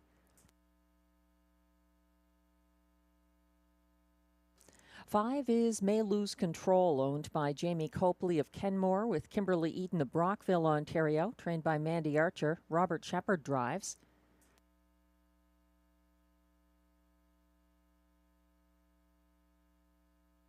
Six is Southwind Sambuca, owned by Gordon McDonald of Ottawa, with Christopher Boland of St. John's, Newfoundland, trained by Vic Putty. Marie-Claude Auger drives.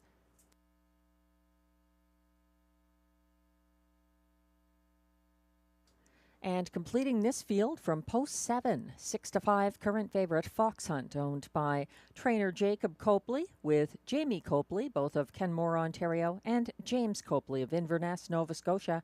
Guy Gagnon drives.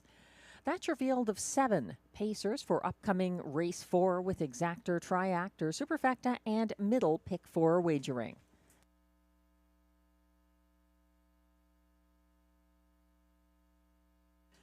Glenn Pearson has the 5 May Lose Control on top of his ticket. He's got the 7 Fox Hunt, second, the 1 Bayfield Beach, third, and then the 3 Sea Laird, fourth in his superfecta. So neither of us actually have the current favorite, now shown on screen, number 7 Fox Hunt, on top of our ticket. Fox Hunt does have a lot going his way. That was an impressive win. His first 2025 victory here last Wednesday. It was a front-end trip as a 1-9 winning favorite for Guy Gagnon, back in the sulky with a tougher post position here. 6-5 right now on number 7, Fox Hunt. Glenn likes the 5 May Lose Control on top.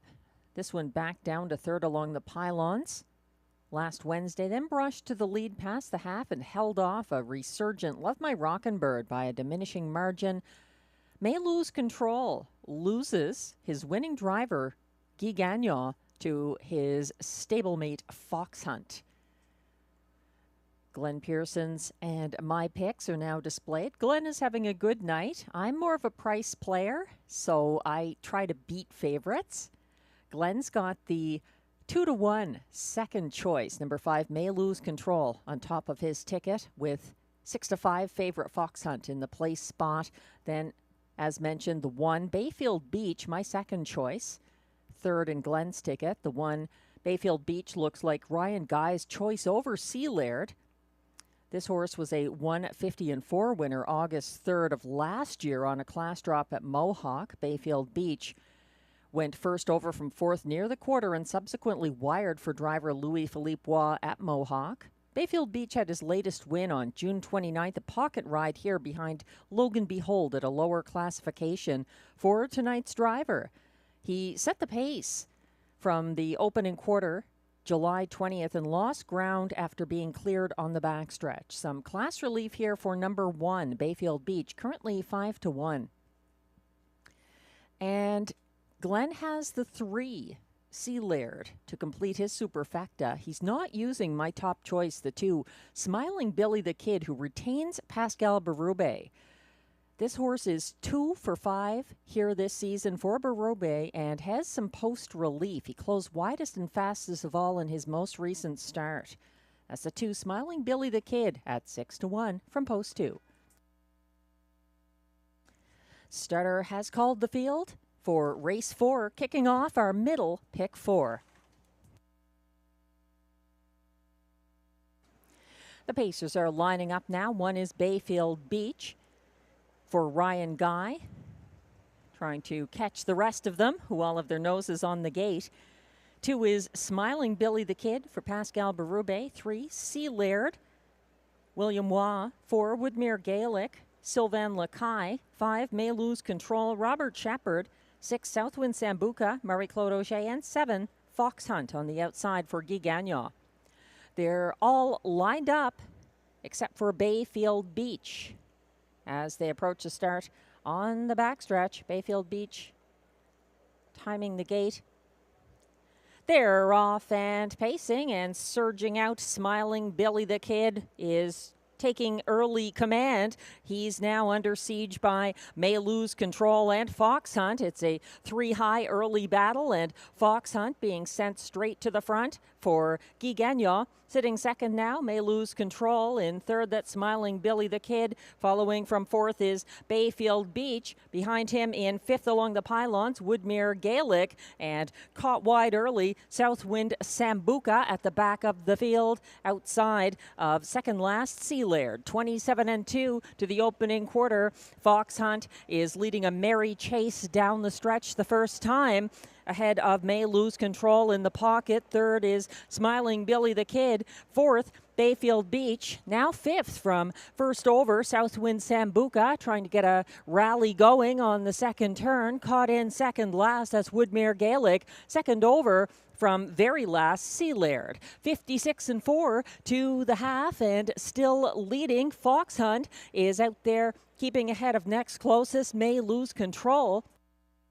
Here's a first over bid by Southwind Sambuca, carrying him and Marie-Claude Auger up into third on the outside. Caught in fourth now, Smiling Billy the Kid. Second over, but gapping cover in fifth, Sea Laird. Sixth, and nowhere to go for Bayfield Beach. And 3 wide from the back of the field, Woodmere Gaelic. 3/4 reached in 1:25-3. Fox Hunt trying to bottom out the field. Here comes Southwind Sambuca, overlooked and looking dangerous at the top of the stretch. A late move up the inside path for May Lose Control. Sprinting to the wire, May Lose Control is taking charge and in full control for Robert Shepard at the wire over Fox Hunt, Smiling Billy the Kid, and Southwind Sambuca. 154 flat.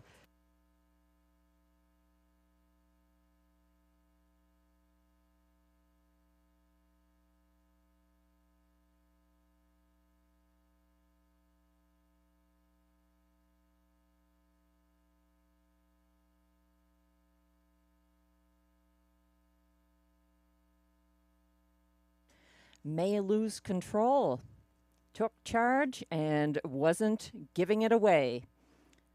Robert Shepard gets back-to-back wins, races 3 and 4.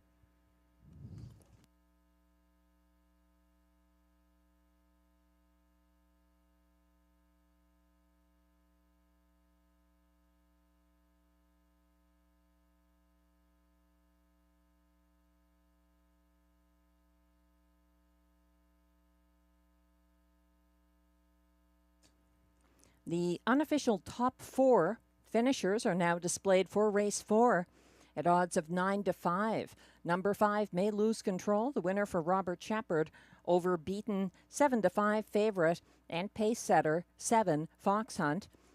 2, Smiling Billy the Kid was third, and 6, Southwind Sambuca, the long shot at 21-1, finished a good fourth.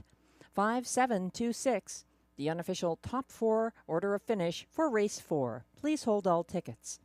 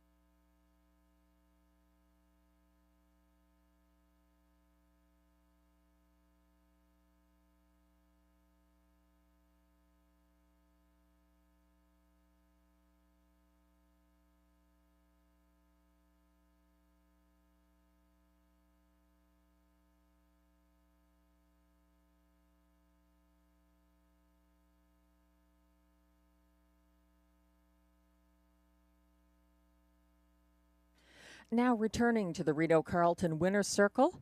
Unofficial race 4 winner, number 5, May Lose Control, a 5-year-old bay gelding by Control the Moment out of Laura May. Owned by Jamie Copley of Kenmore and Kimberly Eden of Brockville, Ontario. Bred by William Haggerty and Stuart Ducamp of Ontario. Trained by Mandy Archer. Robert Shepard with the driving win. And that's win number 4 of the season for May Lose Control. 154 flat.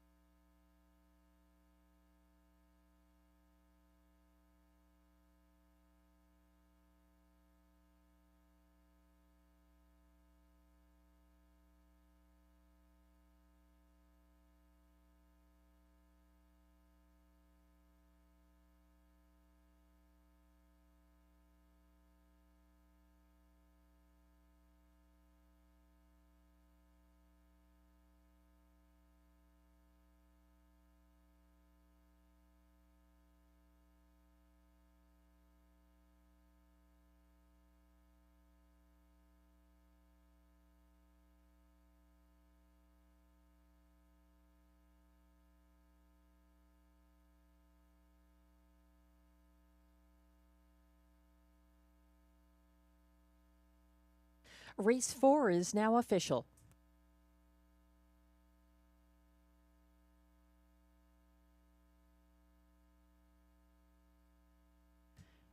Prices are posted for race 4, where number 5, May Lose Control, returns $5.90 to win. The $2.57 exactor pays $15.70.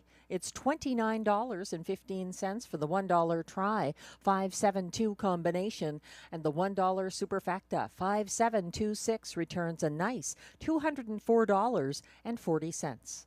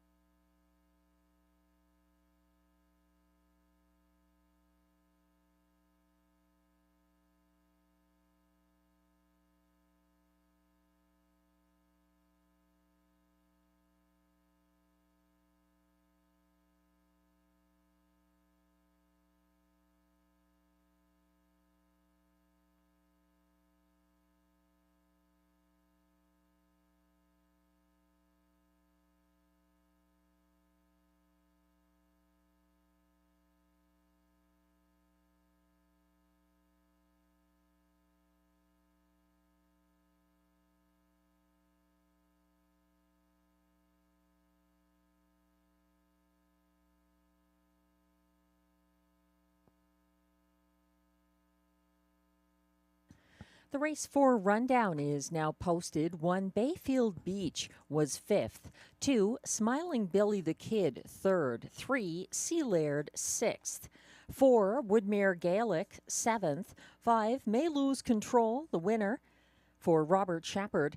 6, Southwind Sambuca was 4th. And 7, Fox Hunt finished 2nd as beaten 7-5 favorite. From the top down, your program should read 536-7142. The fractions 27 and 2, 56 and 4, 125 and 3, 154 flat. The latest win for May Lose Control.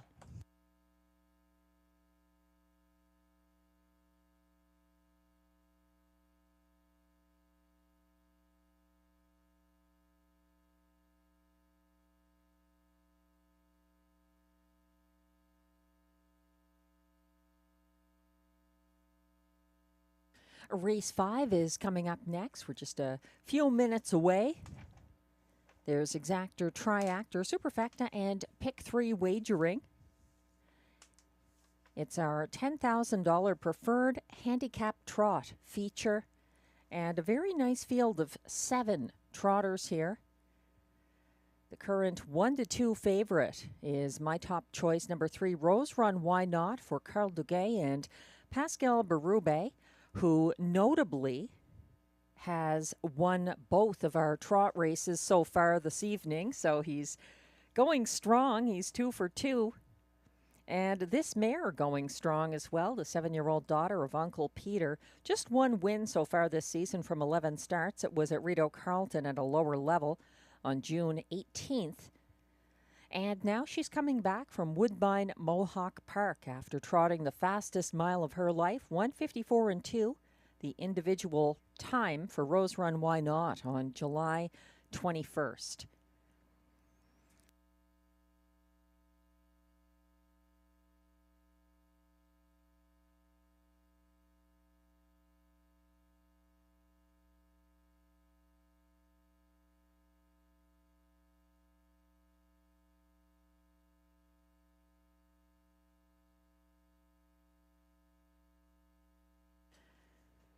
Glenn Pearson is undefeated tonight in his first 4 selections, so he's having a good night. And he likes the currently 7-1 number 7 Tyrone Bow Tie on top of his ticket in race 5. He's going to the 6 Emmatown Bud second, then the 5 Kanogami Coco, and then the 4 Raising Rusty fourth in his superfecta. I see it differently, but what can you say? Glenn has the luck and the horses on his side tonight, so you might agree with him. You might take that 7-1 price on the 7 Tyrone Bow Tie. Definitely a strong winner in his latest start here. I'm going with the public choice, the 4-5 favorite from Post 3, Rose Run Why Not, on top of my ticket. As mentioned, she trotted the fastest individual mile of her life on July 21st at Mohawk, settling single file 3rd behind Sparks Fly. She tipped first over on the final turn, but never cleared. She was overtaken in the stretch drive and gets some class relief here, as well as a shorter stretch to deal with. That's the 3, Rose Run Why Not. Glenn and I both like the 6, Emmatown Bud second. I think there's a strong chance that this current 2-1 trotter, he could win here. He's got a very good record at this track, at this level. Emmatown Bud trailed to the opening quarter last Wednesday and had a second over move from last at 3/4. He ran out of racetrack, chasing the first over winner, Tyrone Bow Tie, to the wire and came home in the field's fastest last quarter of 29 and 2. That's number 6, Emmatown Bud.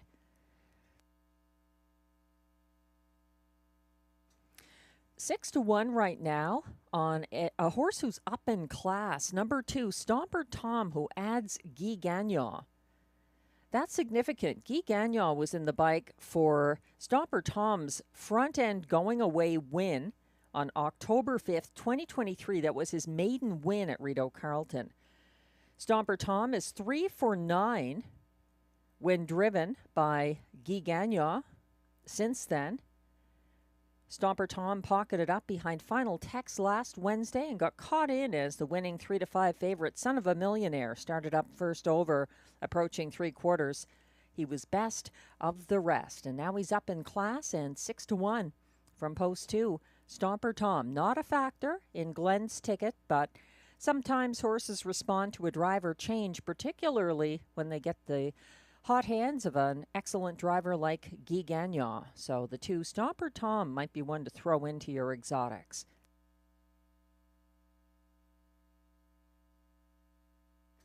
$12-1 on number 4, Raising Rusty, who completes the superfecta for both Glenn and myself.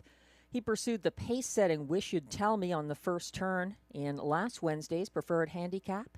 Raising Rusty cleared at the quarter pole and then got overtaken by the first over Kanagami Coco before the second turn. He got a pocket ride but was gapping on the final turn. When this horse wins, there tends to be an element of surprise involved. Something goes wrong for another horse, or he just gets a perfect, stealthy kind of trip where he can overtake late. So never count him out, but he's not getting a lot of respect here. 14-1 on the 4, Raising Rusty. The preferred trotters are now coming towards the track from the backstretch for the post parade.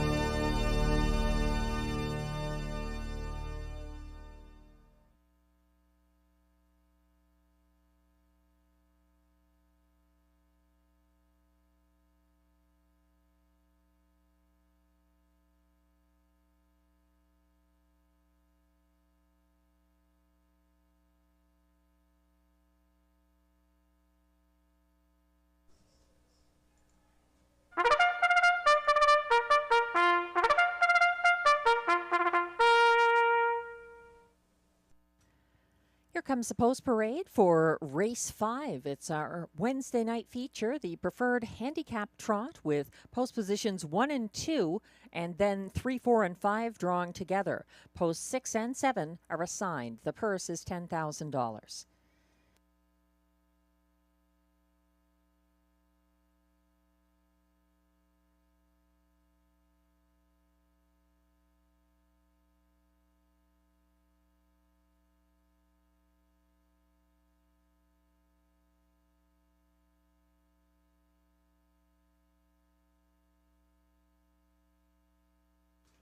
Leading the post parade, number 1 is Wish You'd Tell Me. Owned and trained by Gerard Vaillancourt of Kemptville, Ontario, William Waugh drives.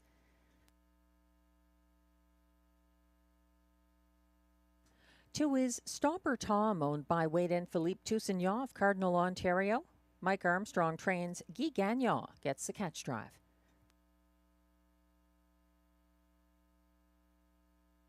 3 is the 6-5, make that 7-5 current favorite, Rose Run Why Not, owned by Investissement KFB of Sorel-Tracy, Quebec, along with trainer Carl Duguay of Trois-Rivières. Pascal Berube drives.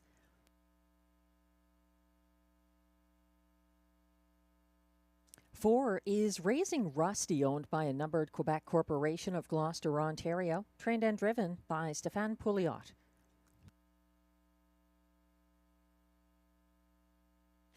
5 is Kanagami Coco, owned by Marie-Claude Reed and Mario Menard of Montreal.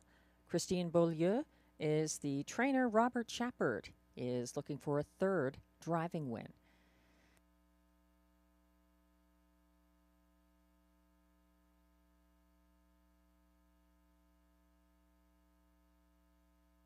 From assigned post 6, it's Emmatown Bud, owned by Nicole Beauvais-Gertner of Apple Hill, Ontario. Trained and driven by Pierre Beauvais. And completing this field from assigned post 7, Tyrone Bow Tie, Owned by Rachel Burns with Wade and Philippe Toussaint of Cardinal, Ontario. Trained by Mike Armstrong, Ryan Guy is in the sulky.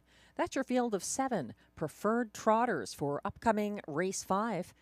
Exactor, Triactor, Superfecta, and Pick 3 wagering. We're getting a closer look at the red-hooded number 3, Rose Run Why Not. As mentioned, she has only one win this season, but it was at Rideau Carleton on June 18th for Berube. It was a front-end win from an inside post, post 2, at a lower classification, non-winners of $5,000 in the last 5 starts, it looks like. So she stepped up in class after that and has been racing very well since that win on June 18th. In fact, she hasn't missed a check in the preferred handicap at Rideau in 4 tries, and then tried her luck at Mohawk on July 21st, finishing a good 5th. She was only 2 1/4 lengths behind the winner. So she's back in line to Berube here, and has 8 wins last season. Let's see if Rose Run Why Not can add to her 2025 total. She's the 8-5. She was the 8-5 favorite from post 3.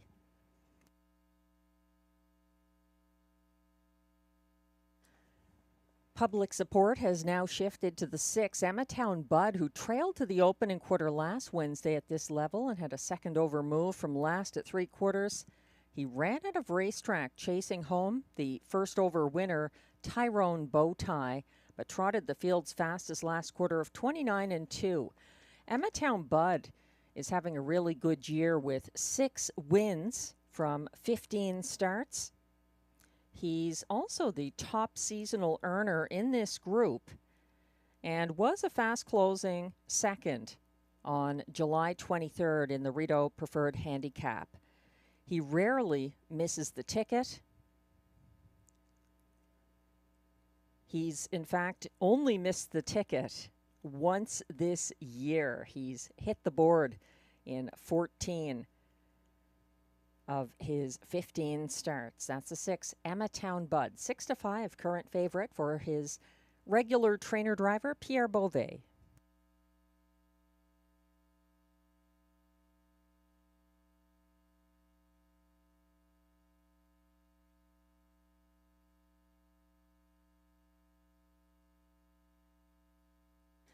Five to 2 on Glenn's top choice here, number 7, Tyrone Bow Tie. My hesitation with him comes from the fact that his last 3 wins, all in the Rideau Preferred Handicap, were all from the same post position. They were all from post 3 for Ryan Guy. Ryan Guy has stayed loyal to Tyrone Bow Tie. He's usually the driver of Stomper Tom. So when Stomper Tom moved up in class here, it's interesting. Guy Gagnon got the catch drive on the 2, Stomper Tom, as Ryan Guy opted to stay with Tyrone Bow Tie, a 6-time winner this season.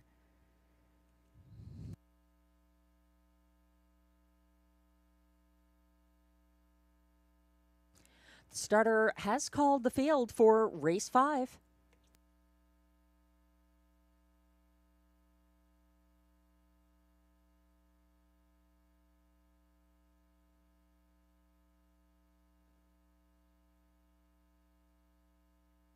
Windows remain open as the preferred trotters line up behind the gate for race 5. 1 is Wish You'd Tell Me.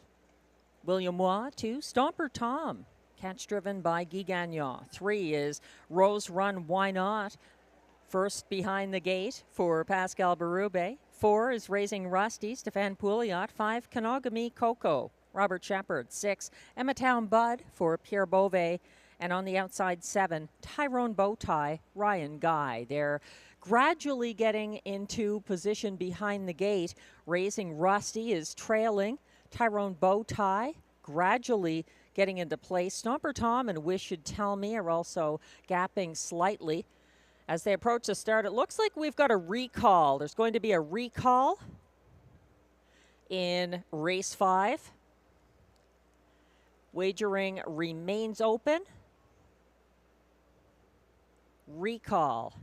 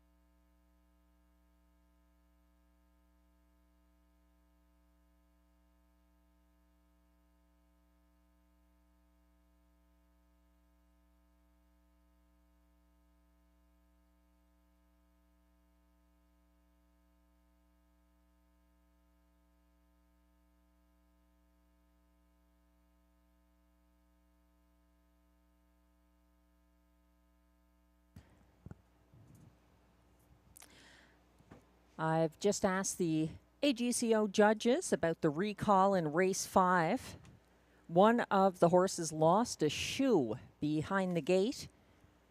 It went flying, and it looks like that horse may have been Rose Run Why Not, who's getting some attention on the backstretch right now, her hooves being looked at.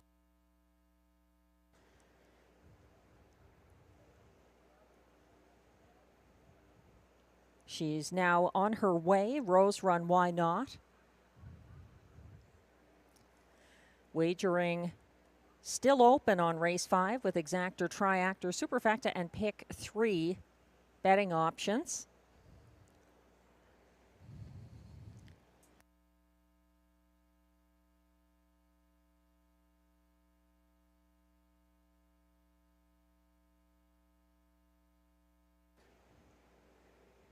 Number 7, Tyrone Bow Tie is now being slowed to a walk. He's being looked at over by the back fence.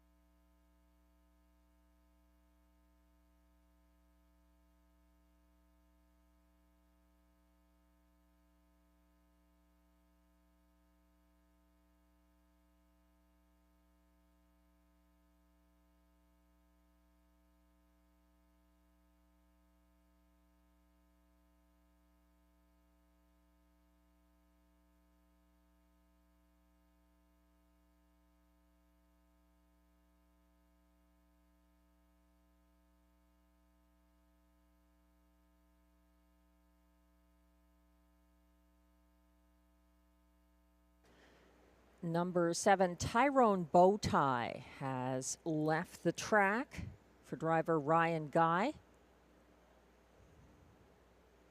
presumably for equipment or shoeing repair.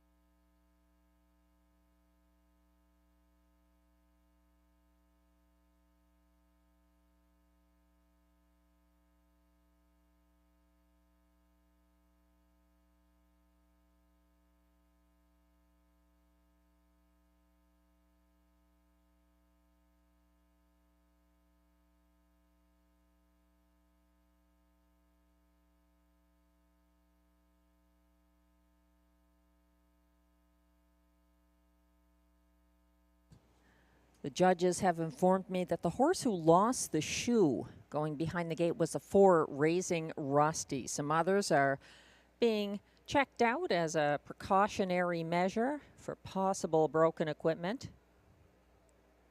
Windows remain open for wagering on race 5.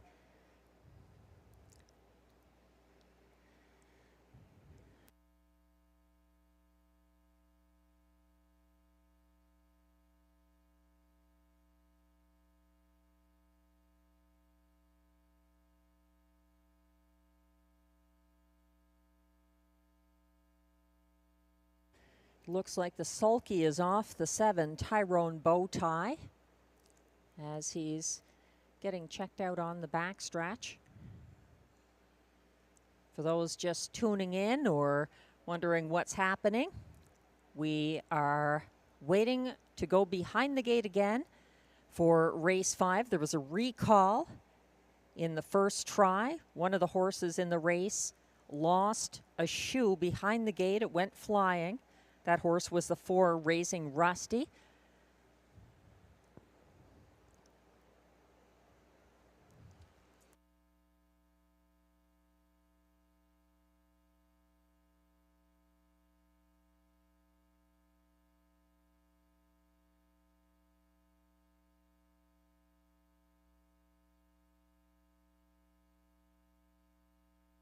Looking ahead a couple of races.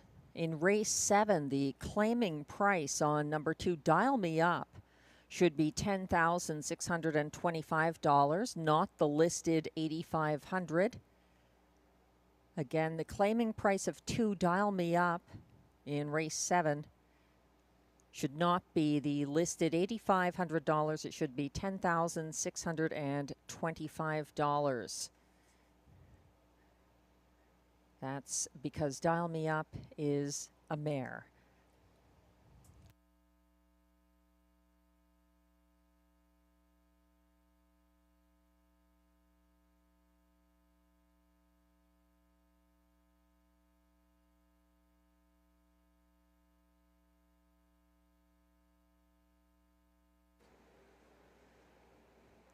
Emmatown Bud has left the track. The driver's just trying to keep their horses calm as we wait for another attempt to start race 5. Pascal Berube with the 3 Rose Run Why Not near the 3/4 pole, looking relaxed and also looking calm and relaxed. Number 1, Wish Should Tell Me, for William Waugh, walking beside the new paddock under construction. And coming in front of the grandstand now, number 2, Stomper Tom, for Guy Gagnon. His ears up, usually a good sign from this 4-year-old son of wheeling and dealing.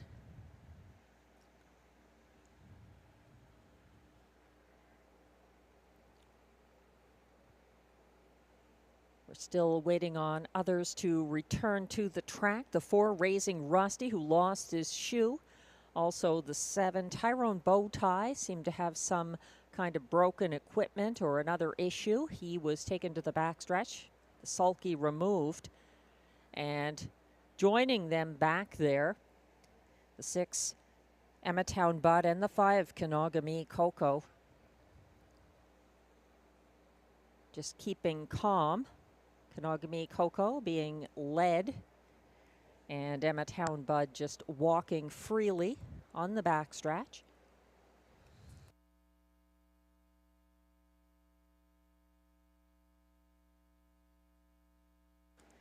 We apologize for the delay. However, it was caused by the recall before the start of race 5. Wagering still open with Exactor, Triactor, Superfecta, and Pick 3 betting options.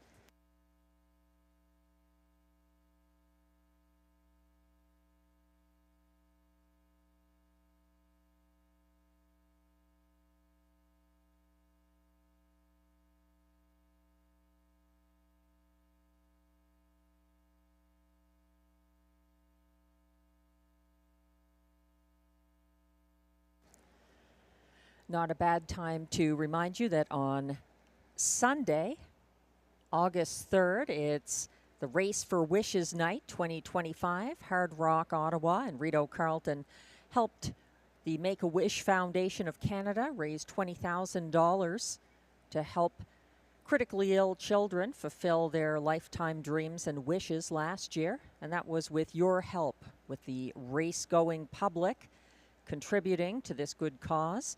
This year, the goal on the Race for Wishes Day is $30,000, and there's lots of fun activities for the whole family trackside here that evening. In fact, it kicks off in the afternoon at 4 p.m., something for kids of all ages in support of critically ill children on Make-A-Wish Day, the Race for Wishes, Sunday, August 3rd.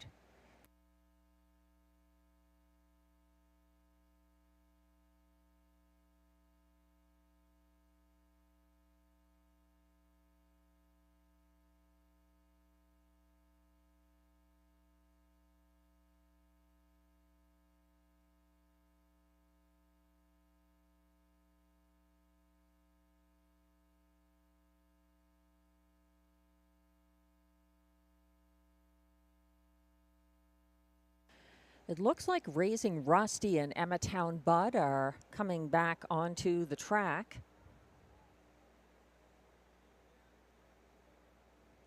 And Tyrone Bow Tie has been rehitched. Ryan Guy back in the bike. He is also about to join them.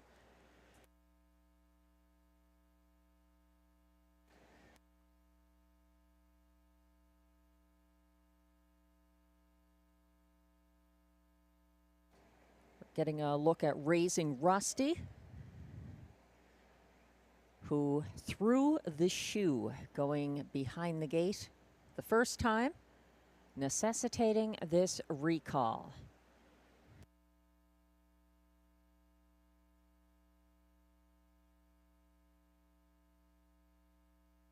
A reminder that if you enjoy high-class trotters and pacers, you'll want to be in the Rideau Carleton Simulcast Lounge this Saturday, August 2nd, afternoon into the evening for Hambletonian and Hambletonian Oaks Day.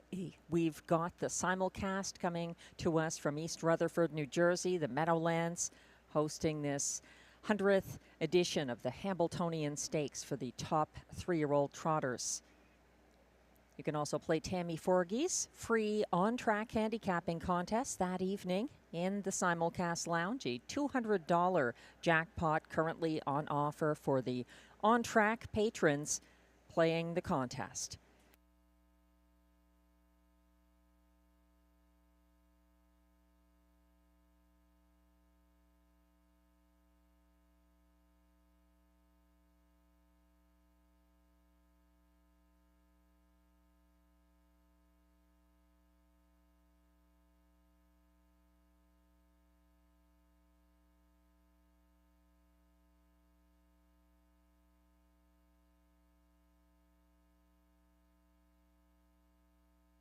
It's time to try again. The starting gate getting into position. The trotters about to do so as well. Last chance to wager on race 5.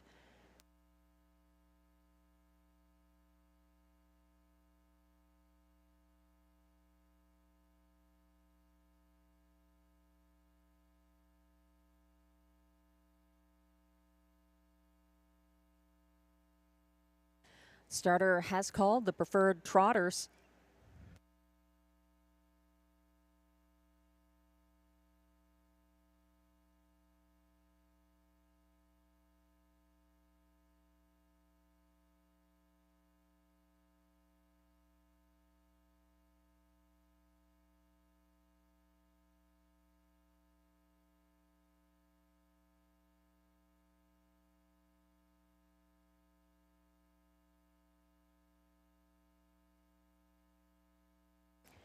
They're gradually lining up for race 5. 1 is Wish Should Tell Me, William Waugh. 2, Stomper Tom, Guy Gagnon. 3, Rose Run, Why Not, and Pascal Berube first behind the gate.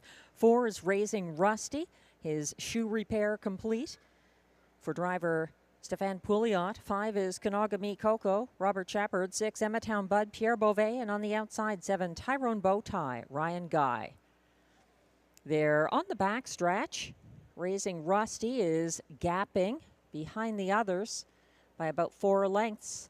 The rest are in line. Raising Rusty about to join them They're off and trotting, and Wish You'd Tell Me is leaving from the inside. Also showing some early speed, Rose Run Why Not and Emma Town Bud are out to contest the early lead. Emma Town Bud and Pierre Beauvais reaching ahead of Wish You'd Tell Me in this contested early action. Emma Town Bud is turning it on, but struggling to get ahead of Wish You'd Tell Me.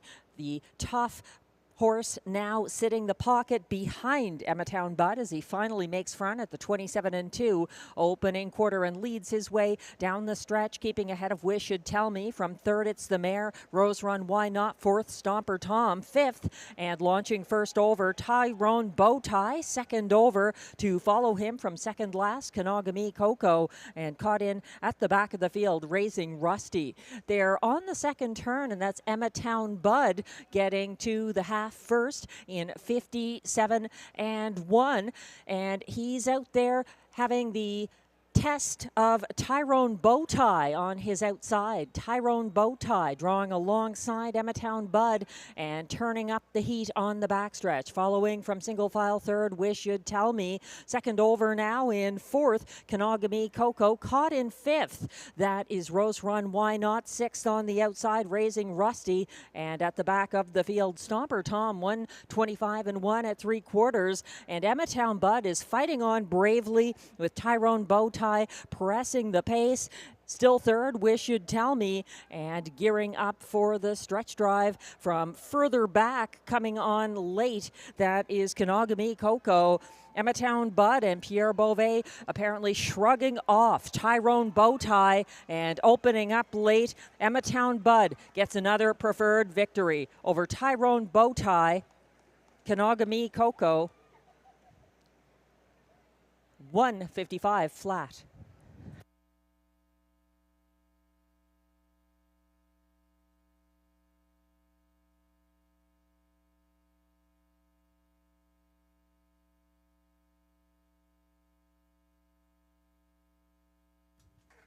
He worked hard to make the early lead and held off a persistent Tyrone Bow Tie. Emma Town Bud, just too good in the preferred. Once again, that's win number 7 of the season in 155 flat. A game effort. Tyrone Bow Tie finishing a good second ahead of a fast closing Kanagami Coco. And it looked like Raising Rusty got up for fourth in this 155 flat mile.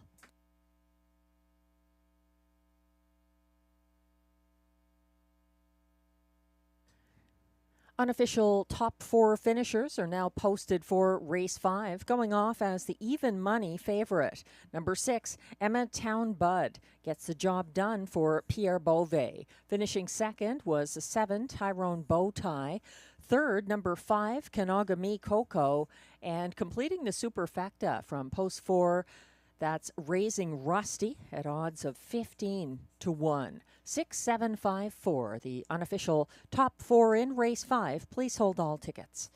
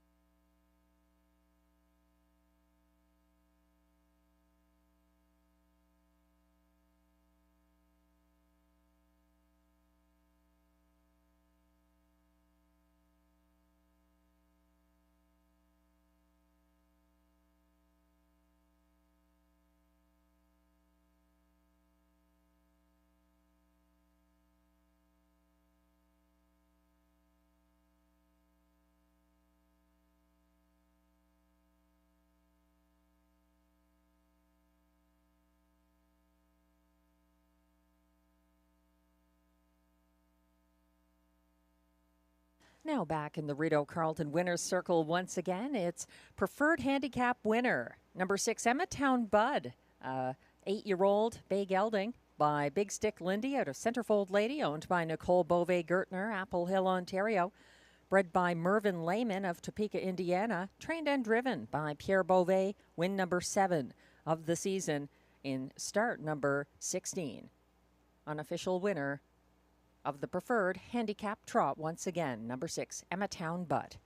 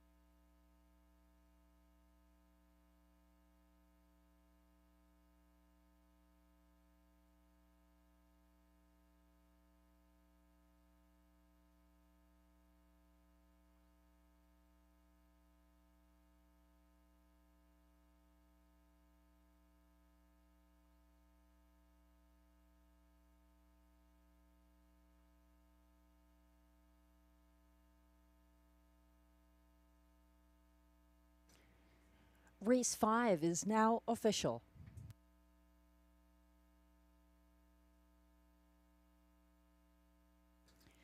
Prices are posted for race 5. Number 6, Emmatown Bud returns $4.30 to win. The $2.67 exactor pays $13.70. $1 early pick 3, 6-7 with 5 with 6, 3 of 3, $17.60. 4 of 4 in the early pick 4, $28.55 for the $1 pick 4. 5 with 6-7 with 5 with 6. 4 of 4. A lot of favorites doing well tonight. The $1 triactor here, 675, returns $23.85, and it's $113.20 for the $1 superfecta, 6754.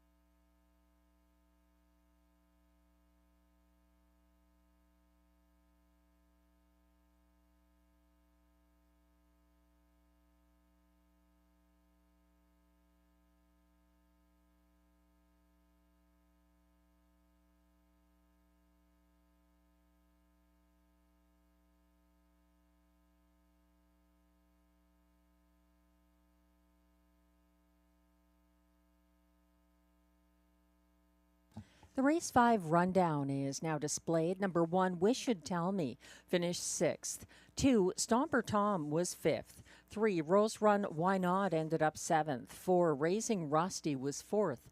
5, Kanogami Coco closed for show. 6, Emmatown Bud was the race winner for Pierre Beauvais. even money favorite. And 7, Tyrone Bow Tie, ended up second. From the top down, your program should read 657-4312. The fractions 27 and 2, 57 and 1, 125 and 1, 155 flat. Emma Town Bud.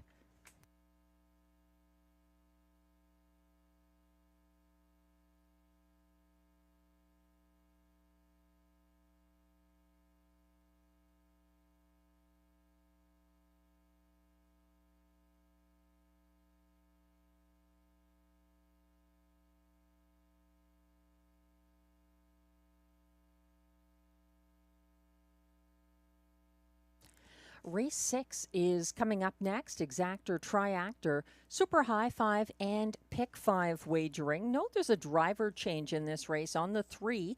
Putty Cat going from Luc Loyer to catch driver Marie-Claude Auger. That's on the 3 Putty Cat. I think this race comes down to 3 horses as potential winners. The 4, the 5, and the 6. Rockin' My Dream, Bad Apple, and La Barbe. Going 3 deep in race 7 as well with the 5, 6, and 4. Fireshine, Little Bear Cat, and the Turning Point. I singled Spectrum Sealster in race 8, Robert Shepard and Mandy Archer. And then in race 9, going with 2 horses, Son of a Millionaire and J.M. Stella, the possible upsetter from the 2nd tier. And to complete this Pick 5 ticket, I went 4 deep in the last race. A real head scratcher. Some new faces coming in, like the 7 Raising Sand for Robert Shepard and Mandy Archer. The 1 Sunny Bow is up in class, but he loves the inside post position. He was a winning favorite for Stéphane Pouliot July 20th and has that perfect post again. Then there's the 8 Greystone Watchman for trainer driver Guy Gagnon. And the 9 Big Bully from the 2nd tier for Darcy Clancy in race 10 to complete my Pick 5. The Pick 5 begins here in race 6. We just have 1 Pick 5. You need to pick the winners of races 6, 7, 8, 9, and 10. There's also high 5 wagering here. You pick the top 5 finishers in order in race 6. The horses are coming on track for the race 6 post parade.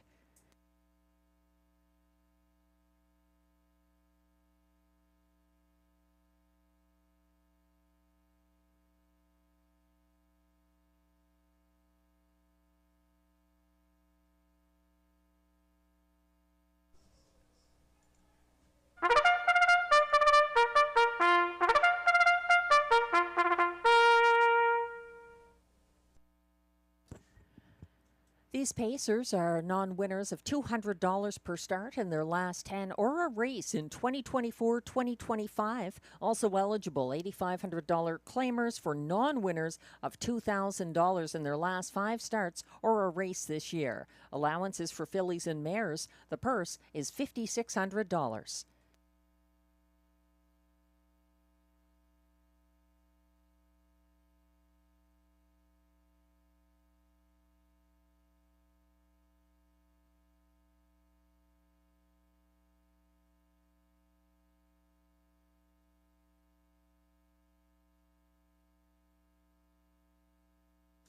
Leading the post parade, number 1 is Blue Elvis, owned by trainer-driver Ryan Guy, along with Danielle Lee Gassian of New York.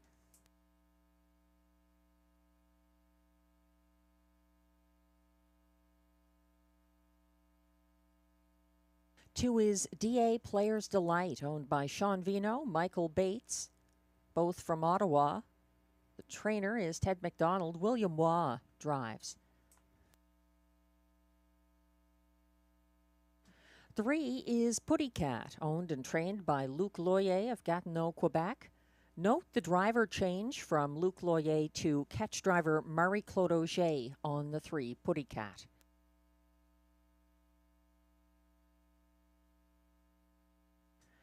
The current 9-5 favorite is number 4, Rockin' My Dream, owned by trainer Alain Martin of Gatineau, Quebec. Robert Shepard is in the sulky.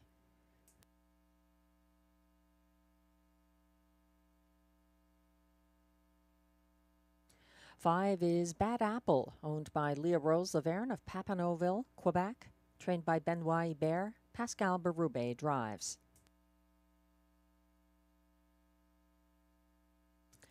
6 is La Barbe, owned by a numbered Quebec corporation of Gloucester, Ontario, trained and driven by Stéphane Pouliot.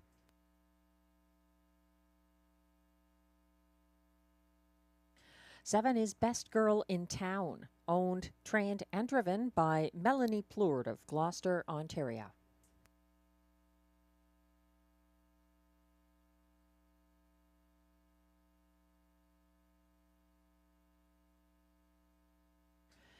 'On the outside from post 8, it's Dakota Shadow, owned by Reginald Ferguson of Stratford, Prince Edward Island, trained by Mike Armstrong. Guy Gagnon gets the drive. And from trailing post 9, it's Sports Jacket, owned by Stacy Vrouvakis Lausanne of Rodon, Quebec, trained by Michel Ouimet and Sylvain Lacaille drives. That's your field of 9 pacers for upcoming race 6, exactor, triactor, super high 5, and pick 5 wagering. We just have the 1 pick 5 sequence tonight, starting here in race 6. And many of those tickets will contain the 4 in the first leg.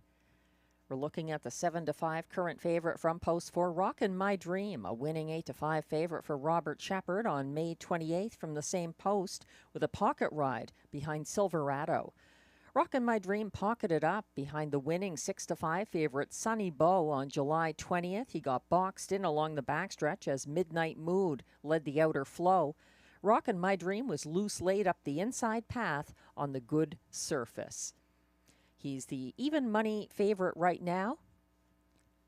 Robert Shepard back in the bike behind Rockin' My Dream. It's a driver change that could help this one-time seasonal winner. Some others to consider here. 5-1 on the 5, Bad Apple, who looks like Pascal Berube's choice over the 9, Sports Jacket. Bad Apple's 3 wins. Actually, 3 of his 4 career wins were for Berube. And that's an important statistic to see how these horses respond to these drivers. So Bad Apple, light on the wins, just 4 over the course of his career, 3 of them for tonight's driver.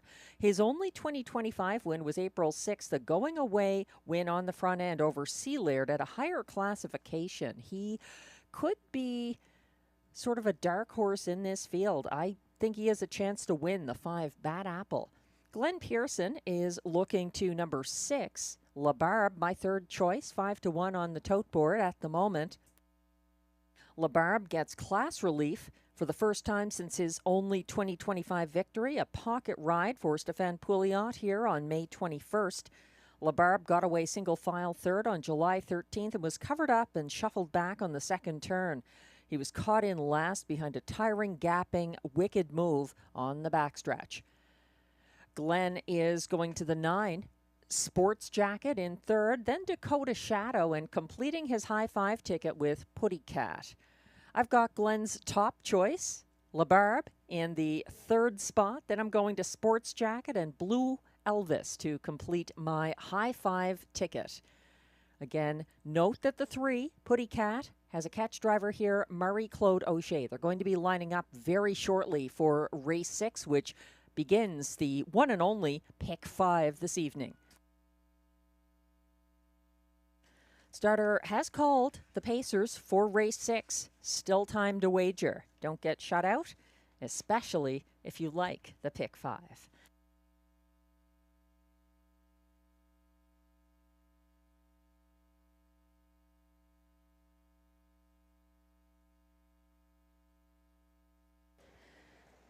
The race 6 pacers are lining up now. One is Blue Elvis for Ryan Guy.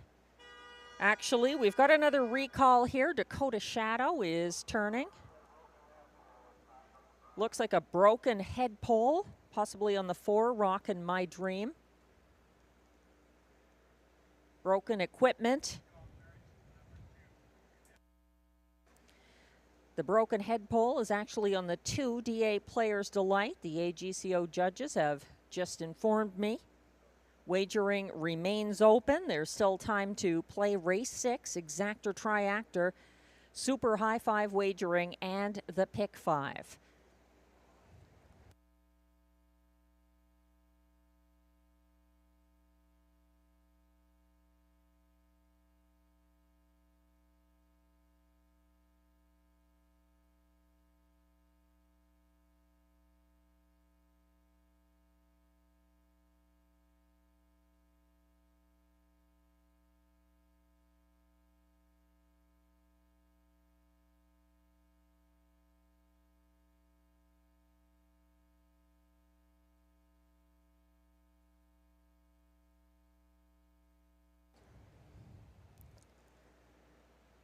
As we wait for the starting gate to get back in position and call the horses once again for race 6 after that unfortunate recall.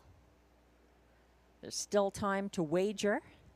If you were afraid you couldn't get your pick 5, you've got another opportunity here. There's also high five wagering, no superfecta. You've got to get 5 in order in this race. The top 5 finishers in order to cash a high five ticket. Some other contenders here from the second tier. Number 9, Sports Jacket. He launched first over from 6th past the opening quarter, July 20th in the rain. Flushing out winner, Perfect Dalliance on the backstretch. He kept advancing after she cleared on the final turn and closed gamely for place. Prior to that, he hadn't raced since 2022. This is his debut for Sylvain Lacaille. That's the 9, Sports Jacket, overlooked at 22-1 from the second tier. Looks like the equipment has been repaired on number 2, DA Player's Delight. He's back from the paddock. He's on track for driver William Waugh.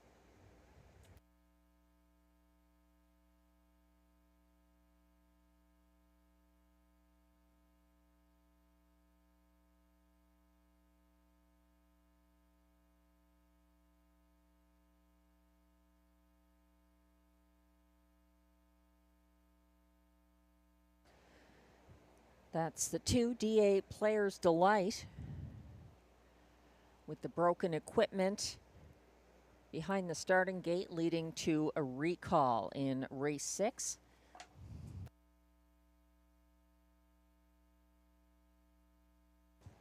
Wagering remains open. Another interesting horse here at 11-1. Number 1, Blue Elvis, left strongly July 13th from the Rideau rail, circling Tamara Hanover to reclaim the lead at the quarter pole. Blue Elvis led to the half under pressure along the backstretch from Mockart in Motion before tiring. Number 1, Blue Elvis, 11-1 right now. Number 2, DA Player's Delight, is on his way. And we're going to try again after the recall in our first attempt to get race 6 off and pacing. We appreciate your patience, and we hope you appreciate the extra wagering time.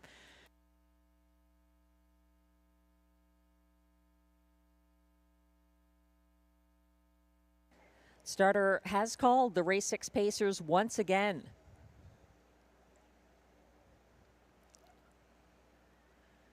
They're lining up behind the gate. 1 is Blue Elvis for Ryan Guy. 2, DA Player's Delight, William Waugh. 3, Putty Cat for catch driver Marie-Claude Auger. 4, Rockin' My Dream, Robert Shepard. 5, Bad Apple, Pascal Berube. 6, La Barbe, Stéphane Pouliot.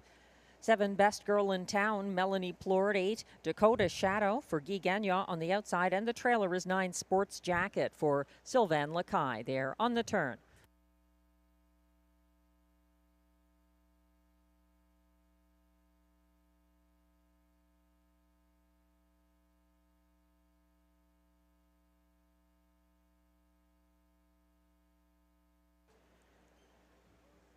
The pacers are on the backstretch now, gapping Dakota Shadow as they approach the start.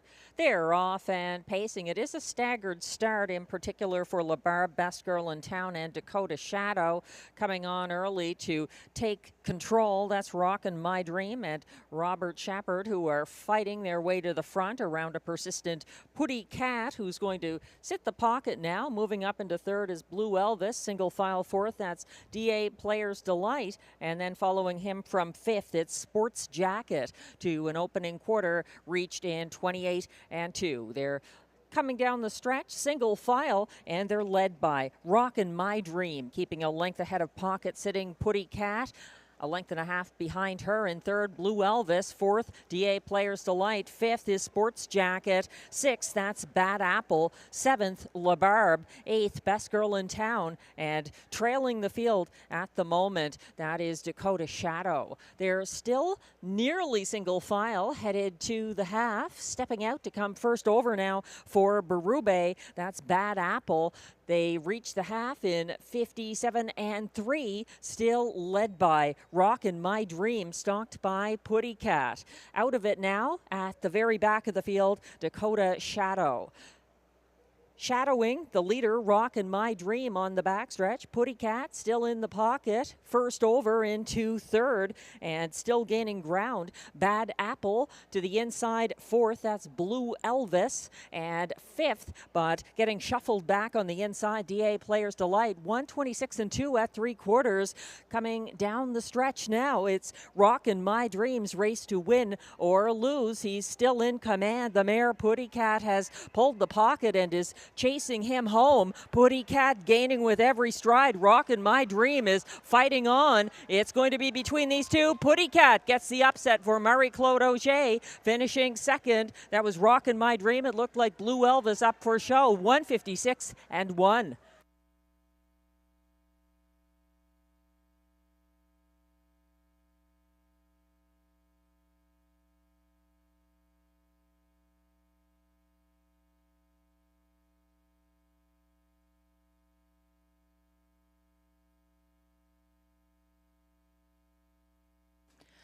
After a perfect pocket trip for catch driver Marie-Claude Auger, Putty Cat is able to put away the pace-setting Rockin' My Dream in the final strides and get her first Rideau Carleton victory this year.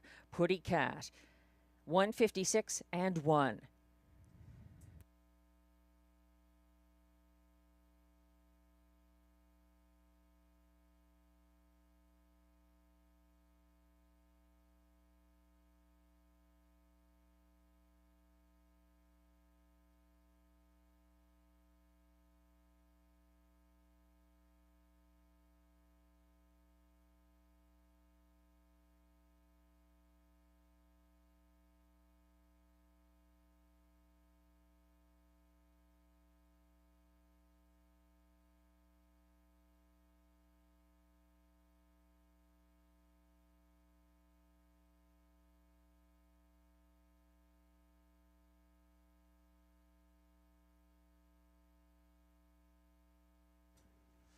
The unofficial top 5 order of finish is now posted for race 6, going off at final odds of 9-2.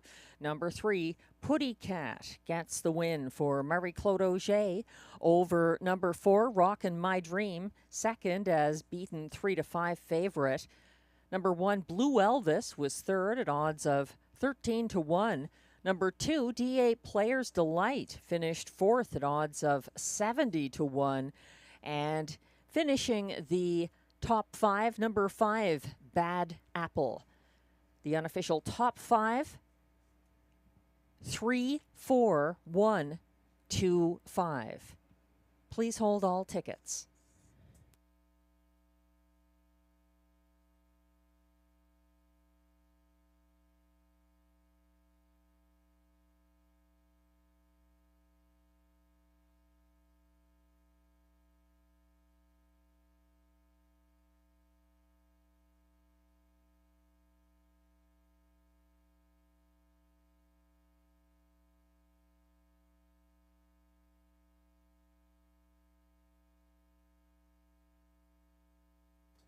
There's a handicapping lesson to be found in race 6. You watch attentively for the driver changes, and when you get a solid catch driver like Marie-Claude Auger listed by a trainer, you pay very close attention at the windows.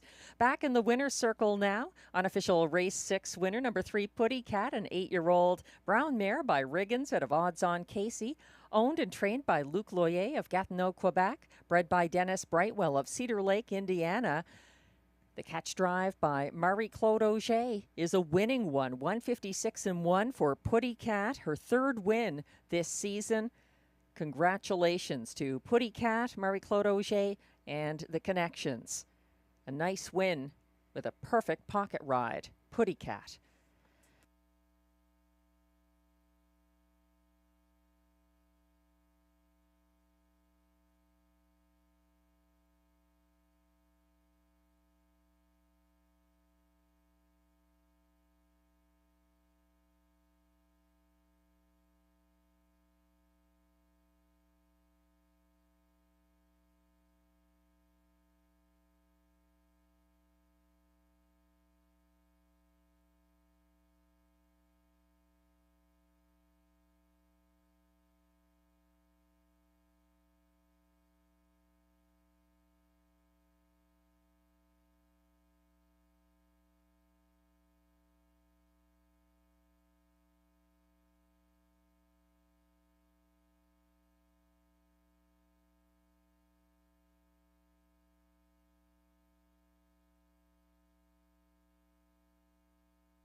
Race 6 results are now official. Prices are posted for race 6, where number 3, Putty Cat, returns $11.30 to win. The $2 3-4 exactor pays $44.50. The $1 triactor 3-4-1 combination pays $125.90. And for the 20-cent super high 5 3-4-1-2-5 combination, $461.91.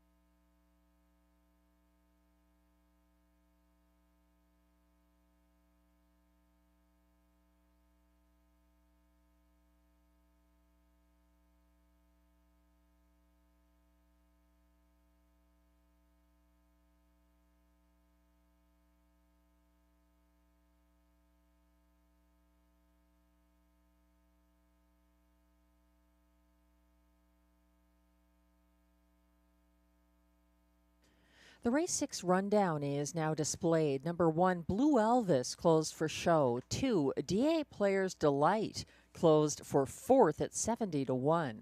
3, Putty Cat was the race winner for catch driver Marie-Claude Auger. 4, Rockin' My Dream was second as beaten favorite. 5, Bad Apple was 5th. 6, La Barbe was 6th. 7, Best Girl in Town ended up 8th. 8, Dakota Shadow was 9th, and 9, Sports Jacket 7th. From the top down, your program should read 3, 4, 1, 256-897. The fractions were 28 and 2, 57 and 3, 126 and 2, 156 and 1. The win for Putty Cat.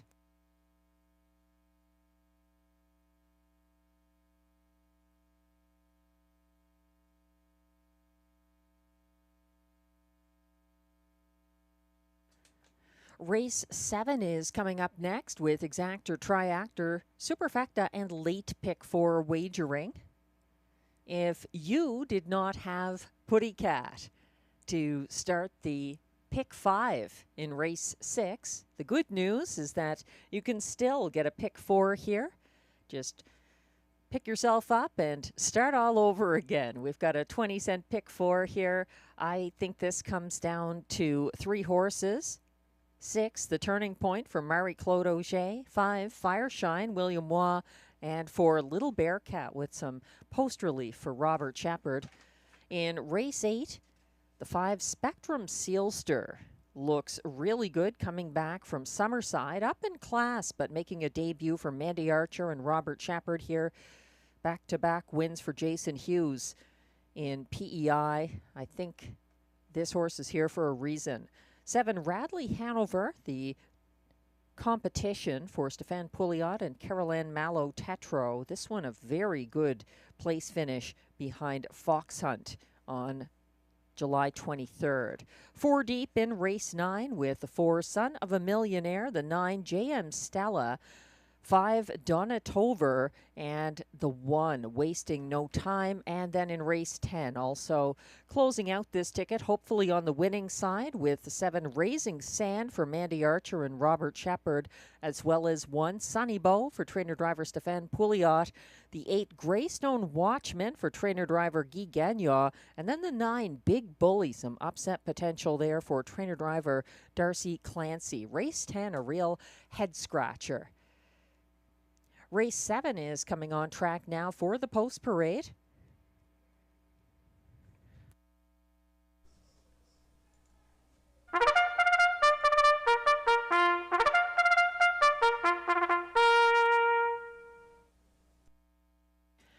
The race 7 pacers are fillies and mares with a claiming tag between $8,500 and $12,500.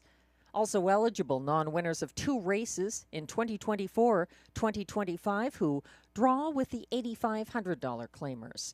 They race for a purse of $6,300.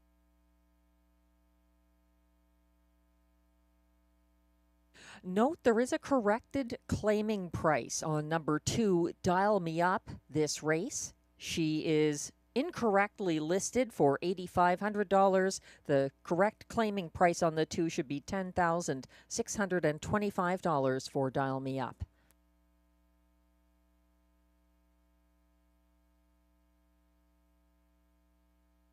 Number 1 is Perfect Dalliance, owned by Jennifer McBride of Almont, Ontario. Also her trainer, Stéphane Pouliot, is in the sulky. 2 is Dial Me Up, owned by Gina Bragagnolo, along with trainer Yves Tessier, both of Trois-Rivières, Quebec. And Lynn Bragagnolo of Carp, Ontario, shares ownership as well on Dial Me Up. Pascal Berube drives.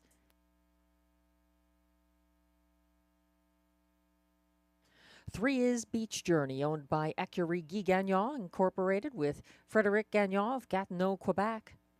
Guy Gagnon trains and drives.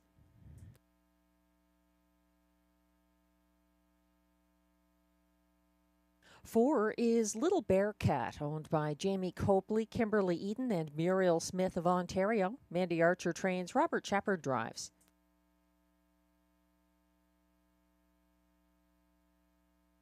5 is Fireshine. She is owned by her trainer, Gerard Vaillancourt of Kemptville, Ontario. William Waugh drives.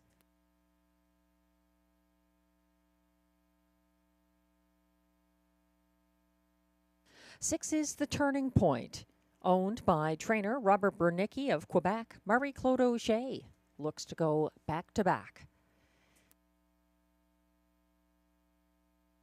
And completing this field from post 7, Share the Moment, owned and trained by Michel Legasse of Terrebonne, Quebec. Ryan Guy gets the drive.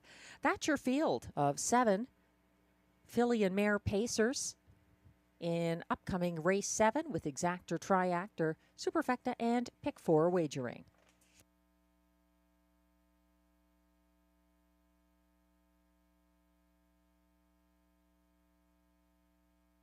If you're playing the late pick 4, I'll mention it again. There is a driver change of note in race 8. Number 3, Tough Cooper, going from Clark Stacey to Sylvain Lacaille. That's a driver change on the 3 in race 8. Sylvain Lacaille gets that catch drive. We're looking at Beach Journey right now, a front-end loving mare who has had some success this season. 3 wins for Guy Gagnon. And she got a pocket ride in her most recent start last Wednesday at a similar classification here. She ended up 4th, but it was a good mile. She lacked racing room, got covered up, caught in. Fireshine was an off-the-pace upset winner there for William Waugh. That's the 5. Overlooked right now at 6-1. Glenn Pearson and I have our selections posted here at 4-1. Glenn's top choice, number 6, The Turning Point, an off-the-pace winner from the same post position on July 9th. The Turning Point is a strong closer who got away second last from the same post July 16th as Beach Journey set the pace. The Turning Point was 4th over from last en route to the half and closed widest and fastest of all from too far back that race, pacing a 28 flat closing quarter. That's The Turning Point, looking for some vindication here after a dead heat for 5th in her latest start, July 16th. She was a winner, however, from the same post, July 9th, also for Marie-Claude Auger. I like the 5, Fireshine, who bided her time from single file 3rd in Wednesday's Rideau debut. She was covered up and shuffled to 4th on the backstretch, then slipped out 2nd over at the top of the stretch and swung 3 wide for the stretch drive, closing in the field's fastest last quarter of 29 flat for William Waugh. She is 7-1. Glenn is going with the 2, Dial Me Up, in the place spot. I'm using her 4th. She was a beaten 6-5 favorite in her last start. She's reunited with Pascal Berube now, aboard for her most recent front-end win. It was on June 13th at Hippodrome 3R.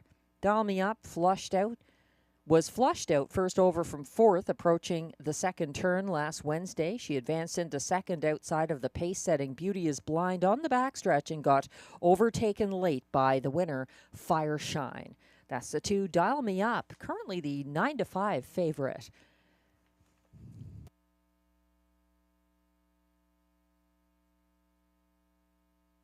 As they are about to line up for race 7, just a reminder that this race is the first leg of the late pick 4. And I'd include the 4, Little Bearcat here. Serious post relief. Starter has called the field for race 7.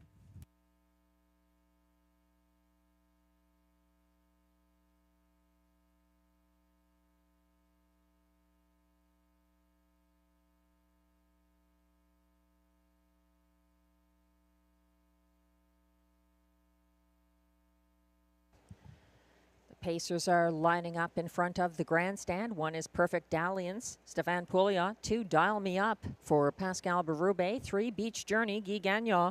4, Little Bearcat, Robert Shepard. 5, Fireshine, William Waugh. 6, The Turning Point, Marie-Claude Auger. And 7, Share the Moment, Ryan Guy on the outside. They're on the turn.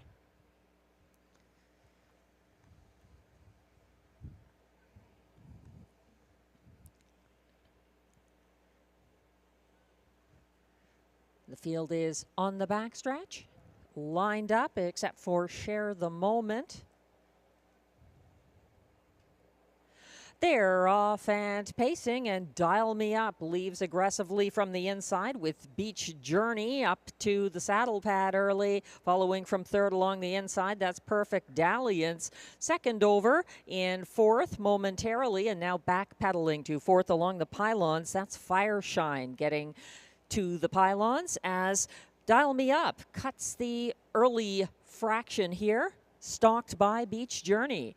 They head past the quarter in 28 and 4, and coming down the stretch in a single file procession, that's Dial Me Up, the 6-5 favorite, keeping ahead of Beach Journey from the pocket, ahead of Perfect Dalliance, a length and a half back in third, a similar margin back to fourth, that's Fireshine. Following her from fifth, Little Bear Cat, and then it's the Turning Point sitting second last, trailing Share the Moment. They are headed to the halfway point with Dial Me Up getting there first in 58 flat and keeping a length and a half ahead of a stalking Beach Journey.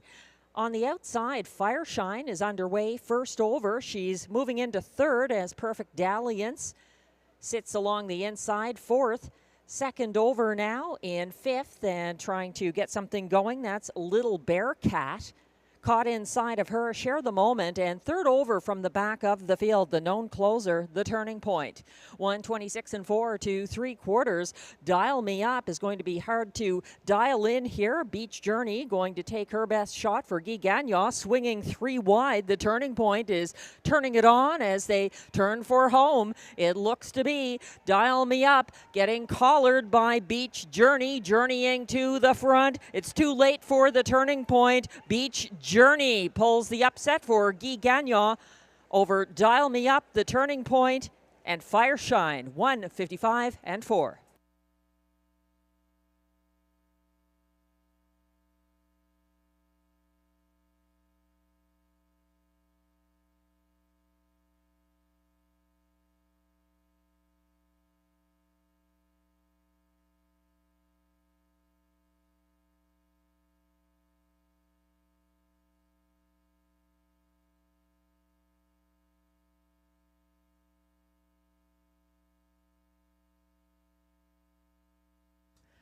Dial Me Up was confident on the front end, but probably wasn't counting on Beach Journey.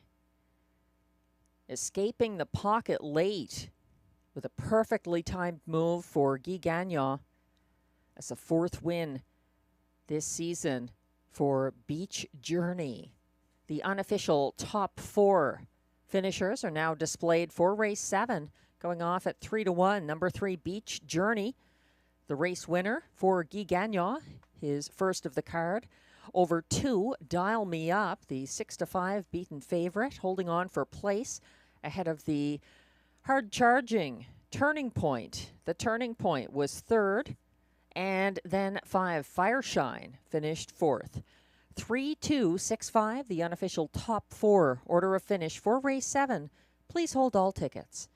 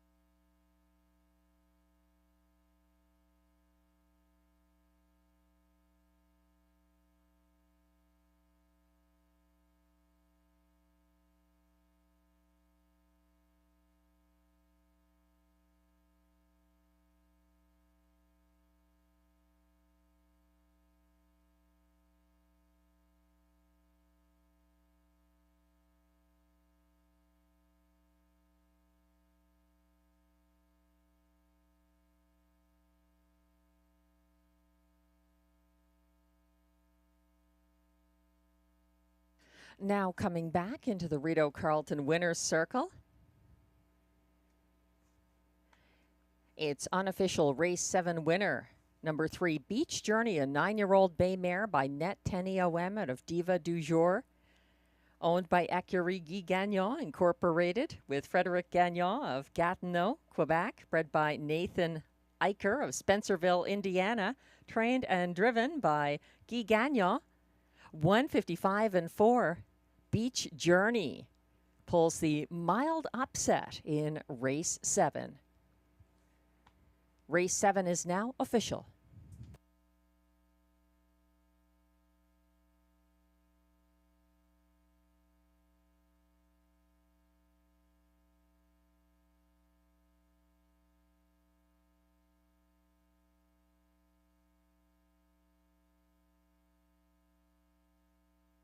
Prices are posted for race 7, where number 3, Beach Journey, pays $8.80 to win. The $2 exactor 3-2 combination returns $19. The $1 pick 3 ending here, 6-3-3, 3 of 3, pays $90.70. It's $516.25 if you had the middle pick 4. $1 ticket, the winning pick 4, 5 with 6 with 3 with 3. 4 of 4 for 20 cents, $103.25. The $1 triactor 326 pays $33.95, and it's $64.15 for the $1 superfecta 3265.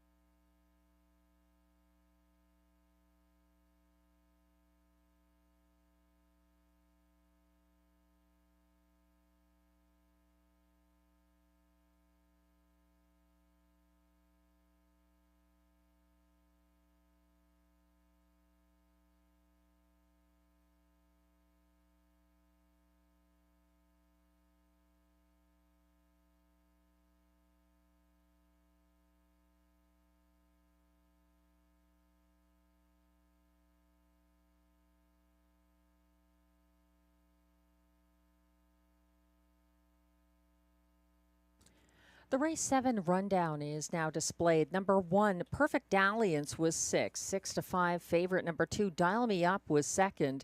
3, Beach Journey, the race winner for Guy Gagnon. 4, Little Bearcat ended up 7th. 5, Fireshine was 4th. 6, The Turning Point closed 3 wide and finished 3rd. And 7, Share the Moment was 5th. From the top down, your program should read 621-7435. The fractions 28-4, 58 flat, 126-4, 155-4. Beach Journey in her 4th win this year.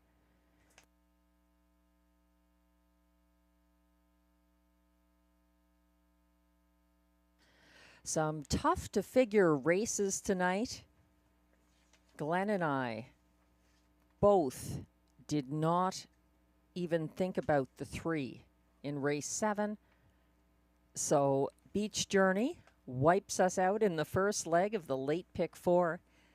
That's good for you if you're moving on, though. Race 8 is coming up next on the pace with Exactor, Triactor, Superfecta, and Pick 3 wagering. There is a driver change here on the 3 Tough Cooper going from Clark Stacey to Sylvan Lacaille. There are no changes in races 9 or 10. The last 2 races of the card. The current favorite at odds of 6-5 is Guy Gagnon's number 6, Make It Come True. Just 1 win this season. Another front-end loving horse who's been getting stung late in several recent miles. So he's possibly going to try something different here.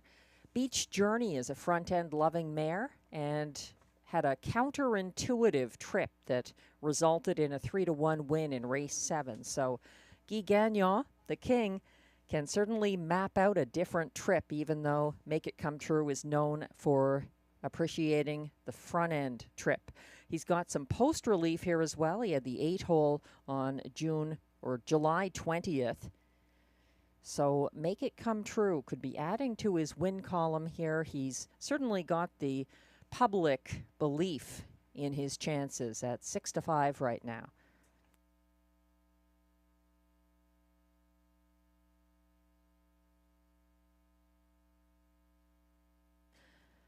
The horses are coming from the paddock for the post parade.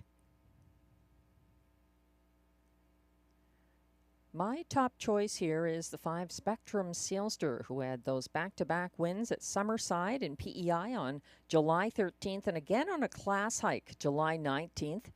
Spectrum Sealster used to be trained by Guy Gagnon and won once in 5 summer 2023 starts at Rideau Carleton for Guy Gagnon. Now, Spectrum Sealster is making a debut for trainer Mandy Archer and looks like Robert Shepard's choice over Tough Cooper. Second consecutive class hike for Spectrum Sealster, 9-5 on the tote board from post 5.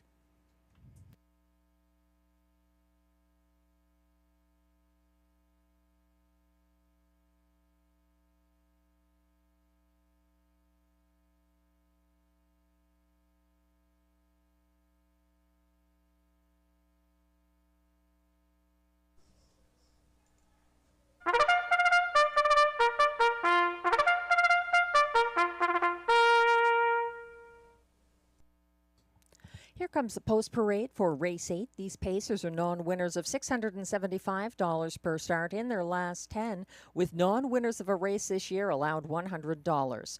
Also eligible, $10,500 claimers. The purse is $7,000.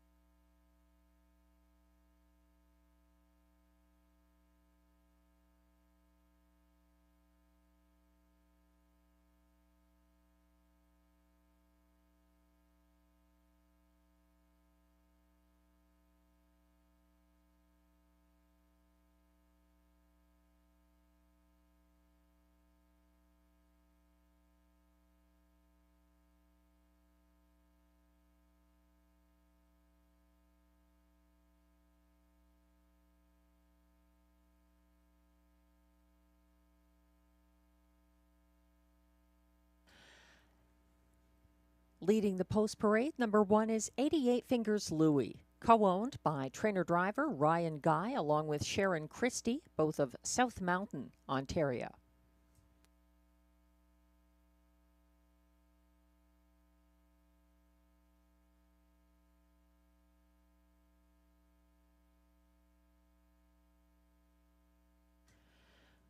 Two is Saskabush Steve, owned by trainer Alain Martin of Gatineau, Quebec. William Waugh drives. 3 is Tough Cooper, owned by Antonio DeMario and Antonio Belfiore with Melanie Leach, all of Ontario. Steve Bellil is the trainer. Note the driver change from Clark Stacey to Sylvan Lacaille on number 3, Tough Cooper. 4 is Well Worth the Wait, owned by Catherine and Lauren Scott of Brinston, Ontario, trained by Brian Scott. Pascal Berube drives.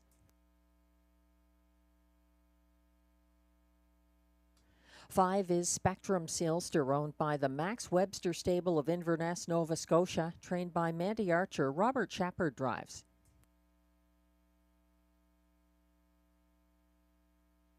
The current 3-2 favorite from Post 6 is Make It Come True, owned by Écurie Guy Gagnon Incorporated with Stephanie Gagnon of Gatineau, Quebec. Guy Gagnon trains and drives. 7 is Radley Hanover, owned by trainer Caroline Malo-Tetro of Saint-Légory, Quebec. Stéphane Pouliot is in the sulky. And the 8, Monty's Gone Marble, is late for post parade. He's getting a shoe repair in the paddock, so we'll see him on track a little later. Number 8, Monty's Gone Marble, owned by Jeff and April Murphy of Iroquois, Ontario, trained by John McMillan. Marie-Claude Auger driving number 8, Monty's Gone Marble. Again, he will be late on track due to an ongoing shoe repair in the paddock. So we're getting a better look at the 6, Make It Come True. Continuing on as 8-5 favorite, and Why Not? Guy Gagnon getting hungry for wins tonight. And he just had one with Beach Journey in race 7. So number 6, Make It Come True, has post relief on his side. He crossed over from post 8 on the first turn July 20th to take charge early for Guy Gagnon. Make It Come True was under pressure on the backstretch from the first over KJ Owen, who is not in this field. Make It Come True held on for show behind KJ Owen. This horse is winless since wiring at a lower level here May 6th, but has not missed the Superfecta since that date, May 6th. So he's a good bet to be in the top 4 and possibly the winner's circle. There's the 8, Monty's Gone Marble, now joining the others on track after a shoe repair in the paddock. He's got 2 wins this season, and that's often a good pairing. Marie-Claude Auger, catch driving for trainer John McMillan, has produced some good winners this meet. Monty's Gone Marble has a tough post position to overcome, unfortunately. The last time he had post 8 was back on July 2nd. He finished 8th. That was for a different driver, William Waugh. His latest for Marie-Claude, he had post 3 on July 16th and set the early pace and ended up 3rd with broken equipment as a beaten favorite. So Monty's Gone Marble, 25-1 right now on account of a tough post position to overcome.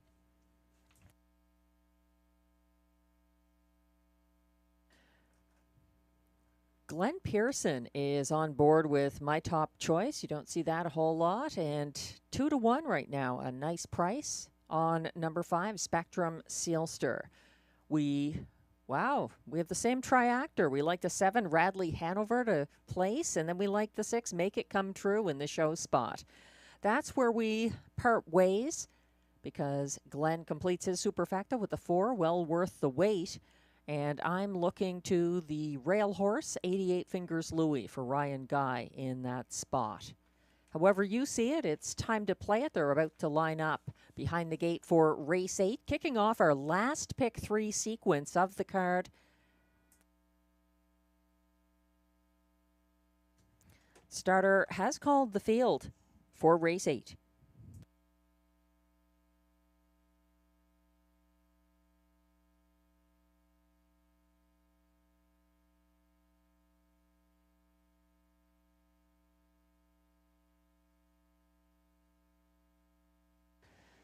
Pacers are lining up. 1 is 88 Fingers Louis for Ryan Guy. 2, Saskabush Steve for William Waugh. 3, Tough Cooper, catch driven by Sylvain Lacaille. 4, Well Worth the Wait, Pascal Berube. 5, Spectrum Sealster, Robert Shepard. 6, Make It Come True, Guy Gagnon. 7, Radley Hanover, Stéphane Pouliot. And 8, Monty's Gone Marble, Marie-Claude Auger is on the outside.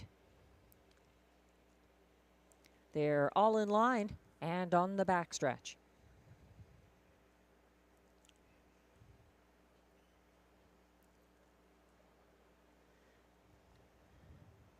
They're off and pacing and trying to outsprint the inside horses. Well worth the wait, has some gate speed here. He's making the most of it. Saskabush Steve is trying to stretch him out as he stretches out his neck to take command for William Waugh. That puts Well Worth the Wait first over into second. He's going to stride on and try to take the lead, though. 88 Fingers Louie is following from third along the pylons as they reach the opening quarter in a contested 28 seconds flat.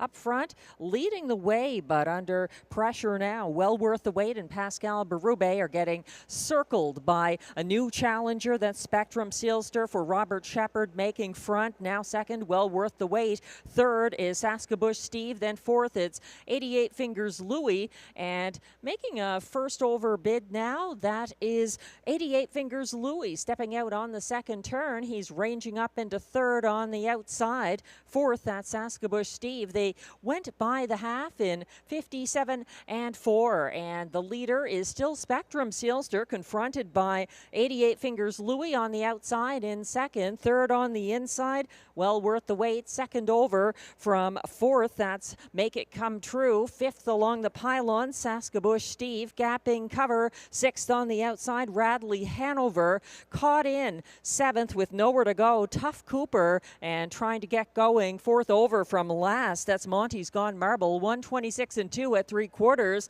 and they're stacking up behind leader Spectrum Sealster. A big wide move now from Make It Come True for the stretch drive. It's Spectrum Sealster fighting on up the inside. Well Worth the Wait trying to mow him down. That's Make It Come True, making Guy Gagnon a back-to-back winner, finishing second. That looked to be Spectrum Sealster. It was close against Well Worth the Wait. 155 and 3.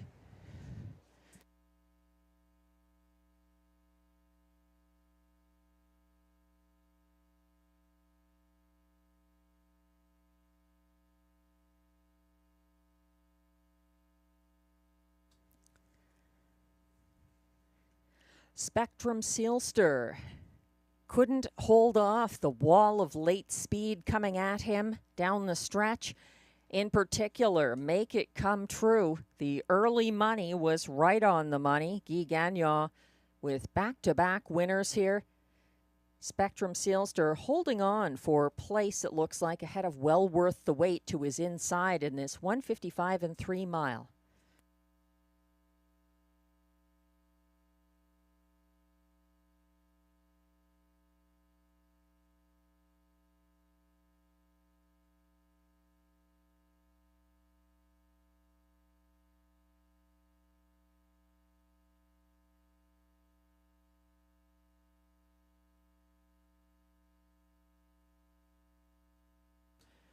The unofficial top 4 finishers are now posted for race 8 at final odds of 5-2. Number 6, Make It Come True, another winner for Guy Gagnon.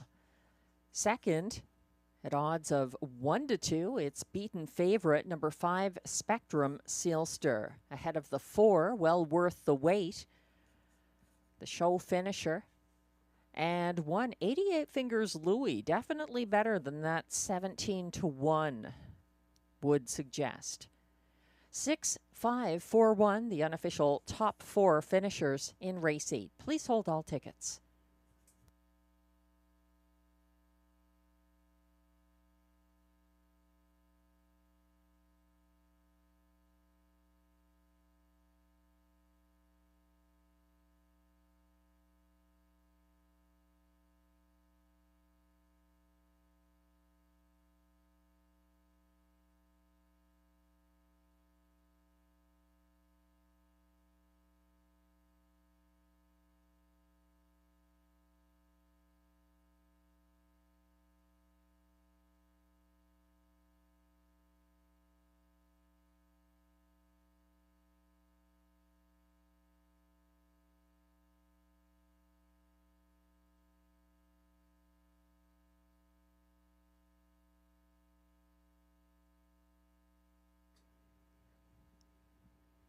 Now coming back to the Rideau Carleton Winners Enclosure, unofficial Race 8 winner number 6. Make It Come True. He's an 8-year-old bay gelding by Captain Treacherous out of Dream of Treasure, owned by Écurie Guy Gagnon Incorporated with Stephanie Gagnon of Gatineau, Quebec. Bred by Dr. Fred Krushelnitsky of Brooks, Alberta. Trained and driven by Guy Gagnon. Win number 2 of the season for this horse, 155-3. Congratulations. And back-to-back wins for the King Guy Gagnon.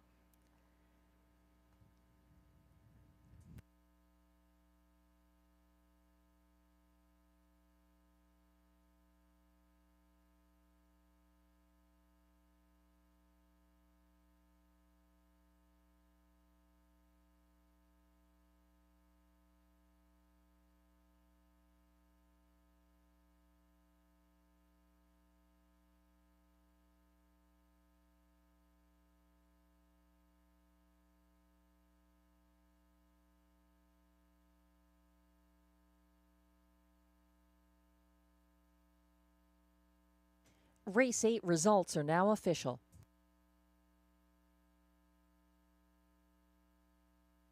Prices are now posted for Race 8, where number 6, Make It Come True, pays $7.50 to win. The $2.65 exactor returns $22.70. The $1 triactor 654 pays $21.70, and the $1 superfecta 6541 returns $46.10.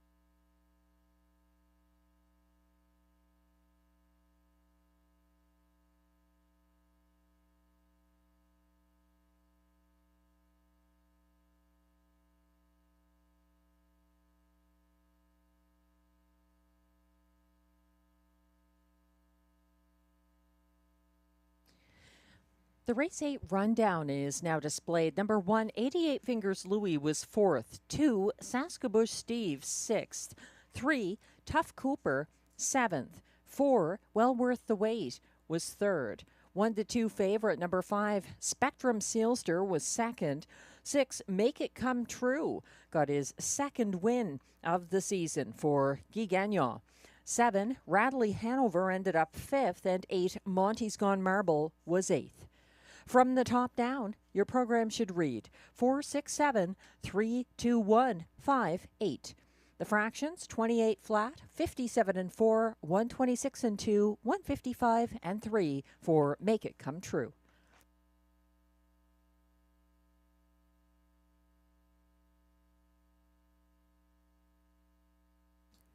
Race 9 is coming up next. It looks like a claim is entered in race 10 on number 1. Sunny Bow. There were no changes in race 9 with exactor, triactor, superfecta, and late daily double wagering. Looks like agreement about the favorite here. 6-5, the current price for the 4, Son of a Millionaire. Mandy Archer, the trainer. Guy Gagnon looking for his 3rd consecutive driving win of the card. Glenn Pearson and I both liking this horse's chances at this level. Glenn is going with the 5, Donna for the exactor. It's that winning team. John McMillan and Marie-Claude Auger often teaming up together for victories here, sometimes at a price. And Donna recovered after making an early break last Wednesday to actually win by a nose. That's really something. I'm using him 3rd in my ticket, though. The 9, JM Stella, is 4th in Glenn's Superfecta. I think the second tier suits this 4-year-old mare by 6-pack, a 3-time winner this season. She is 10-1 right now for Sylvain Lacaille and trainer Kelly Duval Lacaille. She is the one I think who could upset here. Going with Donna 3rd. Glenn likes a 6 3rd. Final Text, who was claimed on July 16th. And then finished 3rd on July 23rd at this level. It was a class jump for Final Text. Currently 15-1. Glenn is going with JM Stella in 4th. And I've got global money there. I'm intrigued.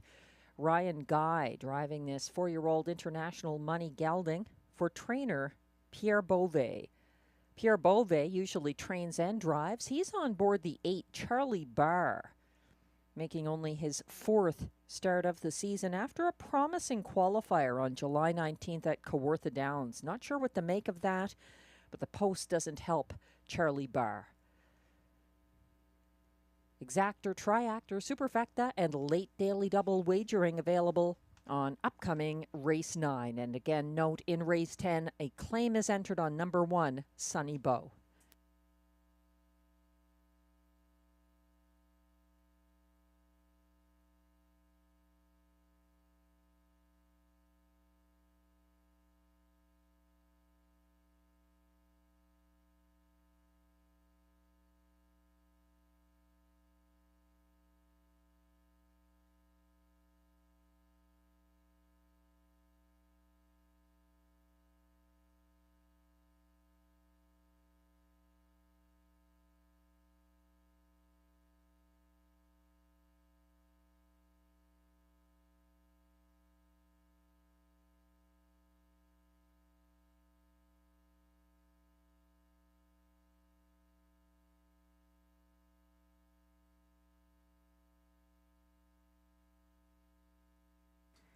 The trotters are coming on track for the race 9 post parade.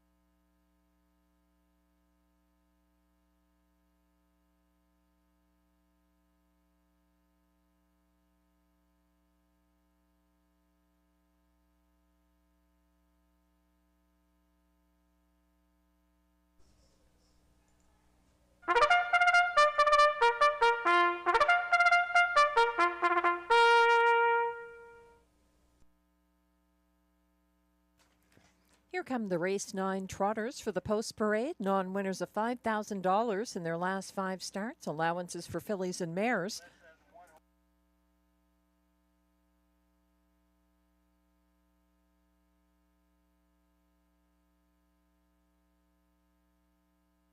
Also eligible here, non-winners of $50,000 lifetime and $18,000 claimers.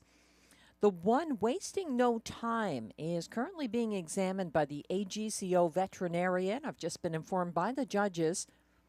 He may join the post parade. We'll wait for news on that about the one wasting no time in race 9.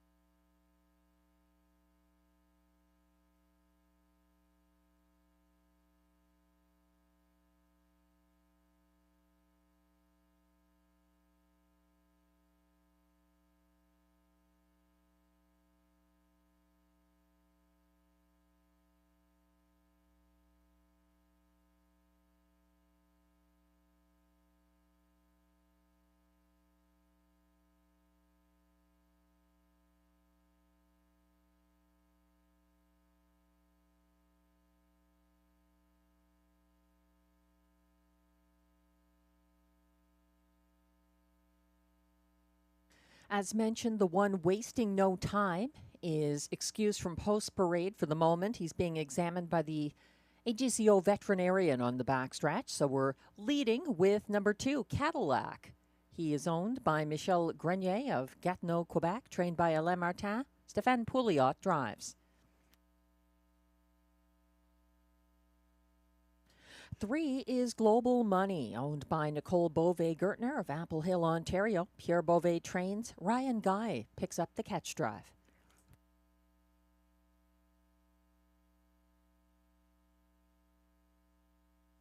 Four is current 3 to 5 favorite Son of a Millionaire, owned by Jamie Copley with Kimberly Eaton of Ontario and the Max Webster stable of Nova Scotia, trained by Mandy Archer.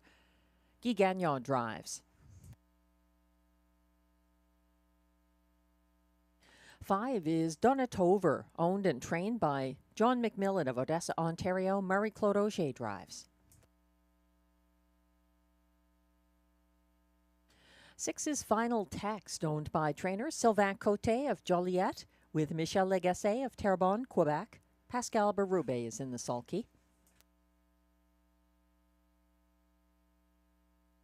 7 is Synergy S, owned by Sylvain Lacaille of Saint-Paul de Joliette, Quebec. Kelly Duval-Lacaille is the trainer. William Waugh drives.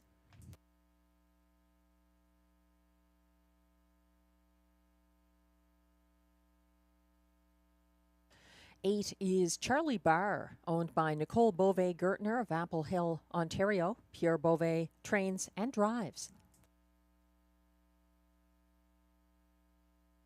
And from trailing post 9, it's J.M. Stella, owned by Ferme Canico Farm Incorporated of Saint-Bernard-de-la-Colle, Quebec. Trained by Kelly Duval-Lacaille, Sylvain Lacaille drives. As previously mentioned, we're waiting for news about the one wasting no time, owned by trainer Yannick Martel of L'Assomption, Quebec, and slated to be driven by Robert Shepard. This horse is being examined by the AGCO veterinarian.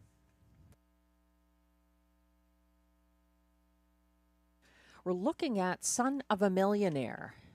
2 to 5 favorite now from post 4. He looks like Guy Gagnon's choice over Donna here. Son of a Millionaire won from the Rideau rail at a similar level. Last Wednesday, he was single file third until making a first over move approaching 3/4 and then collared the pace setter, Final Text, in the stretch. He trotted the field's fastest last quarter, 30 seconds flat. That's the 4, Son of a Millionaire. 9 to 1 on the 9 here. J.M. Stella making her first ever start from the second tier. She came first over early in pursuit of the front end 1-2 winner, Impressive Dude, on July 16th.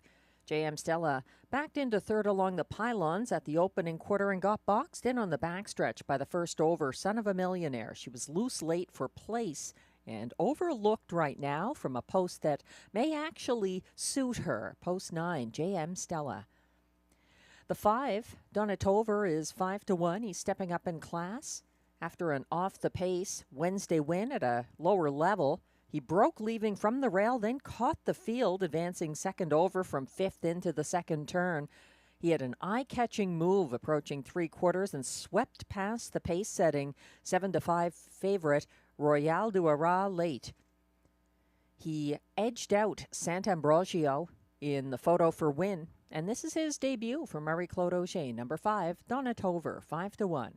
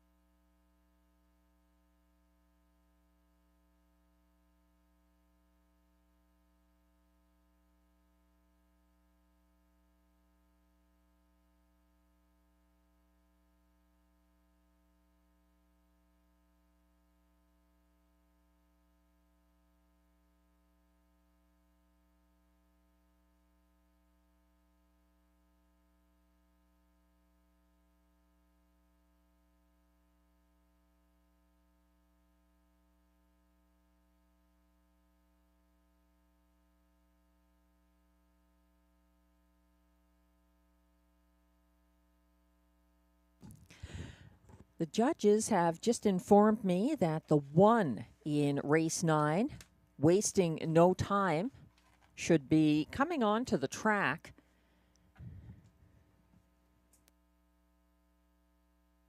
Wagering remains open. Exactor, Triactor, Superfecta, and Late Daily Double.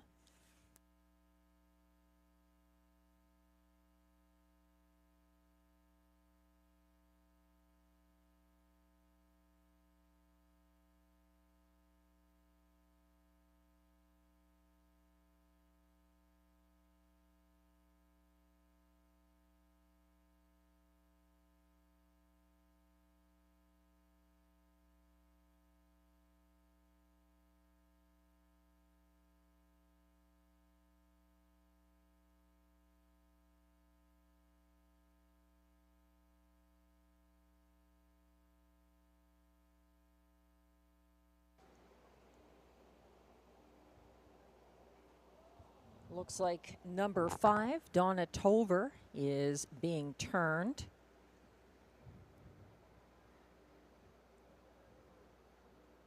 And the field will be going behind the gate shortly for race 9. We apologize for the delay. The AGCO veterinarian was examining the 1, Wasting No Time on the backstretch. He has joined the rest now. He's on track. He can be seen on the infield screen. Currently at odds of 10-1. Wasting No Time is hustling to join the rest of the race 9 trotters.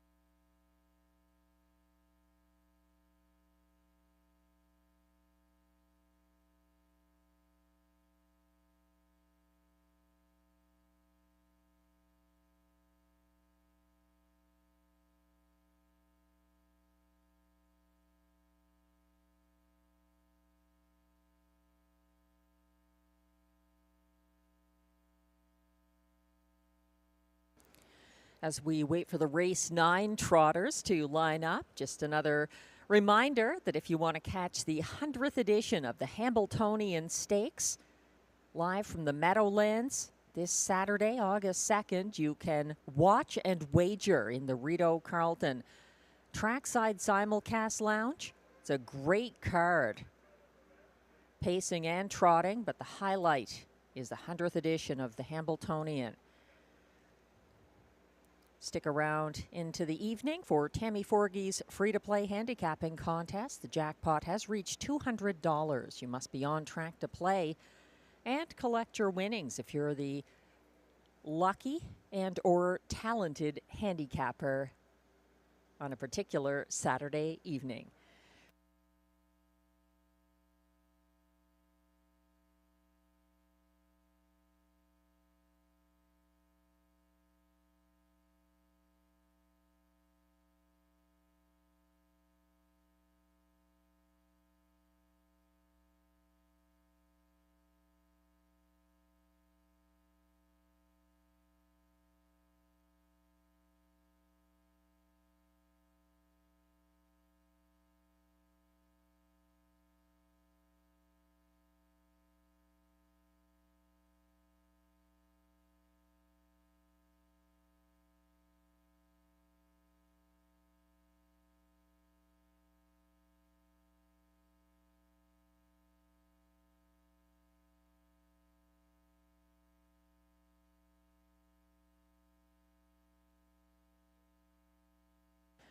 Number 1, Wasting No Time, has officially been declared sound and fit to race in race 9 by the AGCO veterinarian.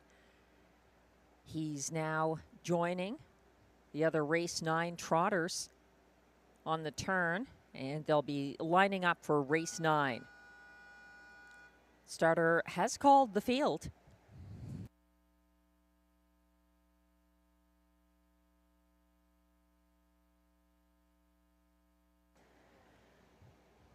Still the 3-5 favorite from post 4, Son of a Millionaire, for Guy Gagnon, getting most of the win pool action.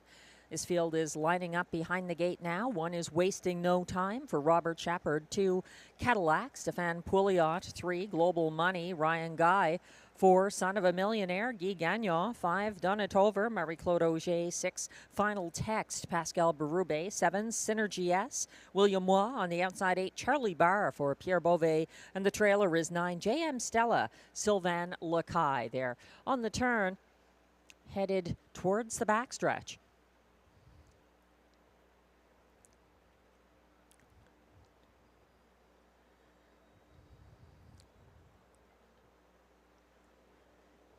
They're off and trotting, getting away at the back. That's Charlie Barr and also Synergy S. Up front and clearing to the lead. Final Text for Pascal Berube, quickly opening up by 2 over Cadillac. Following from 3rd, Son of a Millionaire, stalking them. And then in 4th, it's Wasting No Time. Following that one from 5th, JM Stella.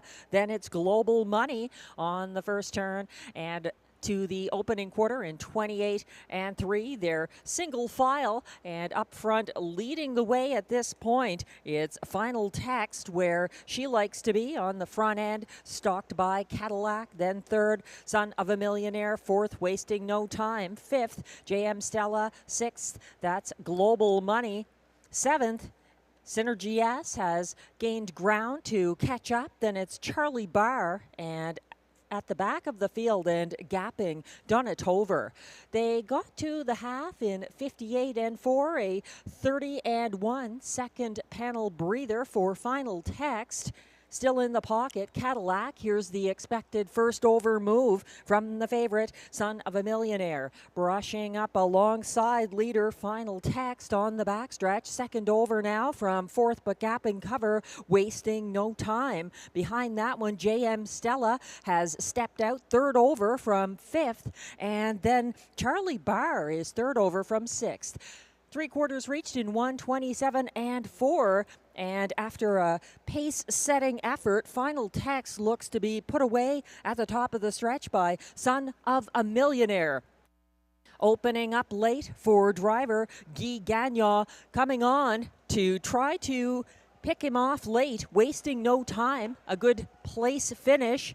JM Stella up for show ahead of Cadillac, 157 and 1. Son of a Millionaire.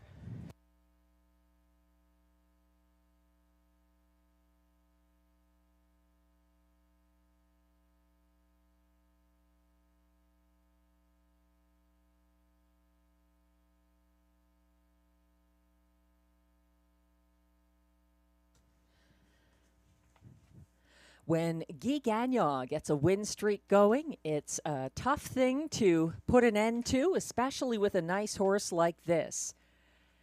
Race 9 winner in open length style. Number 4, Son of a Millionaire.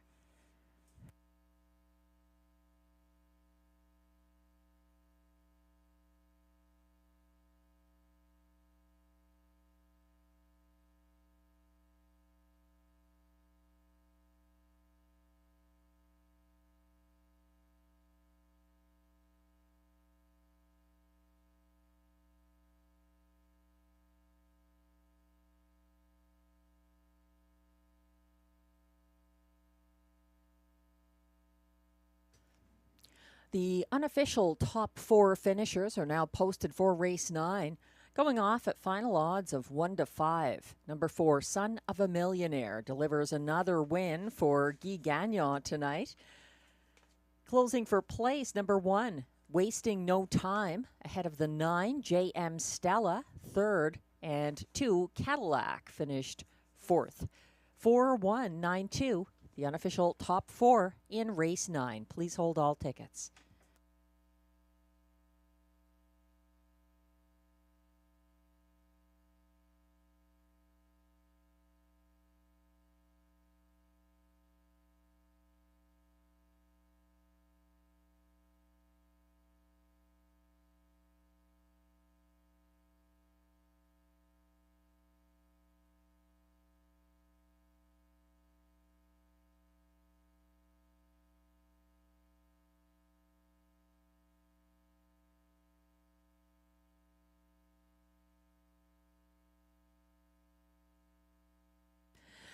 Back in the winner's circle once again after wins with Beach Journey and Make It Come True. Guy Gagnon piloting Son of a Millionaire to victory in race 9. Son of a Millionaire, a 10-year-old bay gelding by Donato Hanover out of Mum's Millionaire, owned by Jamie Copley and Kimberly Eaton of Ontario with Nova Scotia's Max Webster Stable. Son of a Millionaire was bred by Money Market Breeders of New York, trained by Mandy Archer. Guy Gagnon gets the driving win behind the 1-5 favorite, 157 and 1. That's win number 4 of the season for Son of a Millionaire.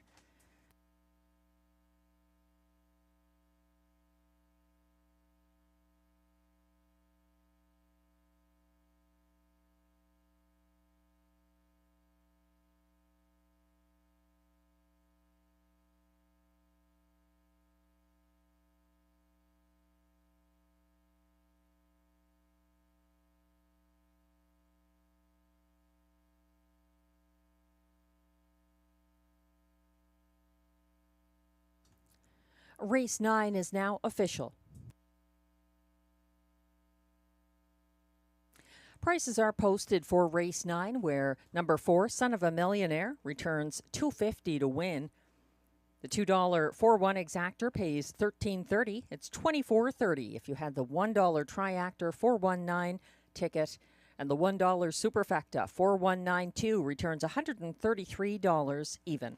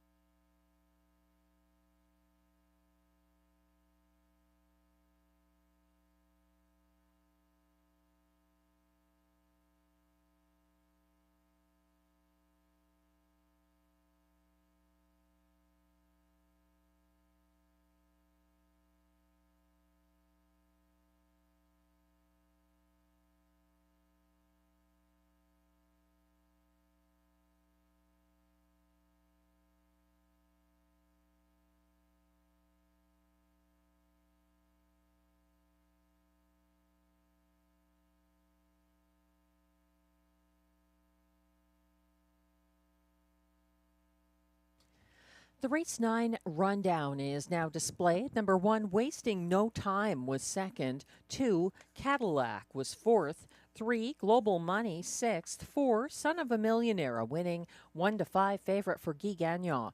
5, Donna ended up ninth. 6, Final Text was fifth. 7, Synergy S was eighth. 8, Charlie Barr, seventh. And 9, JM Stella was third. From the top down, your program should read 2461 95873. The fractions were 28 and 3, 58 and 4, 127 and 4, 157 and 1. The winning mile for Son of a Millionaire.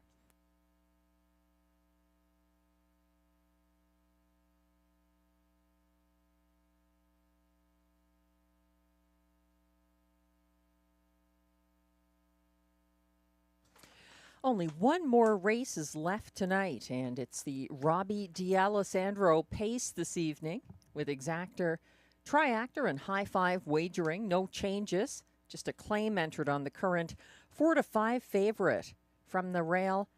Odds of 6-5 now. It's Sunny Bow for trainer-driver Stefan Pouliot, Glenn Pearson's top selection. He's 6-5 co-favorite with the 8, which is interesting. Greystone Watchman for trainer-driver Guy Gagnon.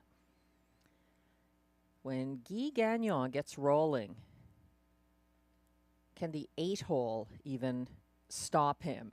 Greystone Watchman is the horse, 7-5 from post 8. Glenn's got the 4, Silverado, the 14-year-old veteran, in the place spot for trainer Wayne LaViolette, Jason Gilchrist, catch driving. Third in Glenn's high five ticket is the 5, Midnight Mood, for Jamie Johnson and Marie-Claude Auger. Then he's got the 6, Lucky Leonard, Pascal Berube for Caroline Malo-Tetro. And completing his high five ticket, the 8, Greystone Watchman. He's completely left out the 7, Raising Sand, joining Mandy Archer for driver Robert Shepard, a 3-time winner this season. He's my top pick here, and he's 21-1. Sunny Bow loves the front end. He's got a great post. I think he's facing some tougher horses here. He's tough to go against from the rail, but I don't know if he can go gate to wire as he likes to tonight. I've got the 8, Greystone Watchman, in the show spot. Then the 9, Big Bully for Darcy Clancy from the second tier. That's not a bad place to be. Didn't hurt show finisher JM Stella last race. I'm completing my ticket, the high five ticket here, with the 24-1 shot from post 2, Gascoigne Sunday, back on Lasix. And curiously, Ryan Guy is driving Gascoigne Sunday. He is almost always the driver of the 4, Silverado. But he's driving for trainer John McMillan here on the 2, Gascoigne Sunday, a 4-time winner this season.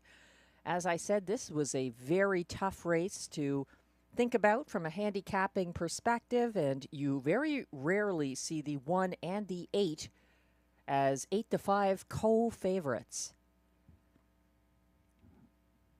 The horses are coming on track now for the race 10 post parade.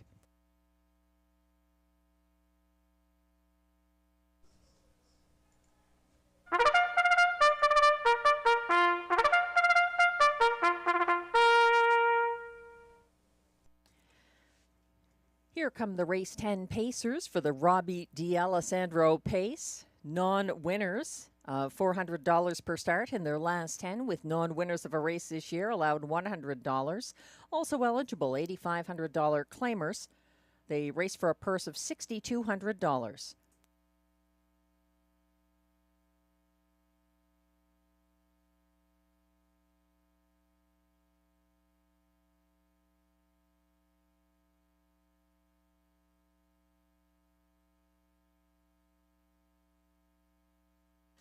Leading the post parade with a claim entered, number 1, Sunny Bow, is the 4-5 current favorite. He's owned by a numbered Quebec Corporation of Gloucester, Ontario, trained and driven by Stefan Pouliot.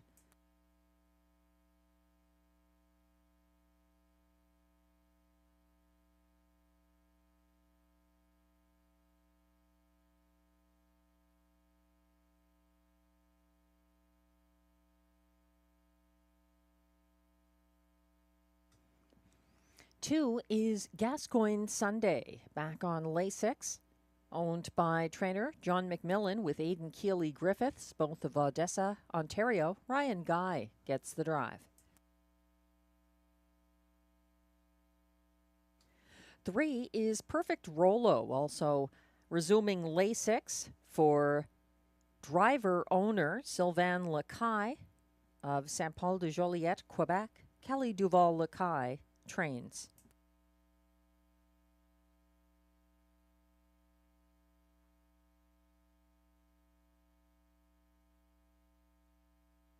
Four is the 14-year-old Silverado, owned and trained by Wayne Laviolette of Dunrobin, Ontario. Jason Gilchrist gets the drive.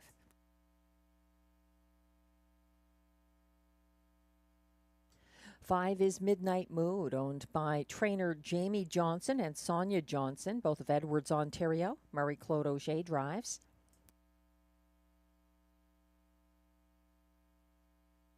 6 is Lucky Leonard, owned and trained by Caroline Malo-Tetro of Saint-Légory, Quebec. Pascal Berube is in the bike. 7 is Raising Sand, owned by Steve Adams of Toronto, trained by Mandy Archer. Robert Shepard drives.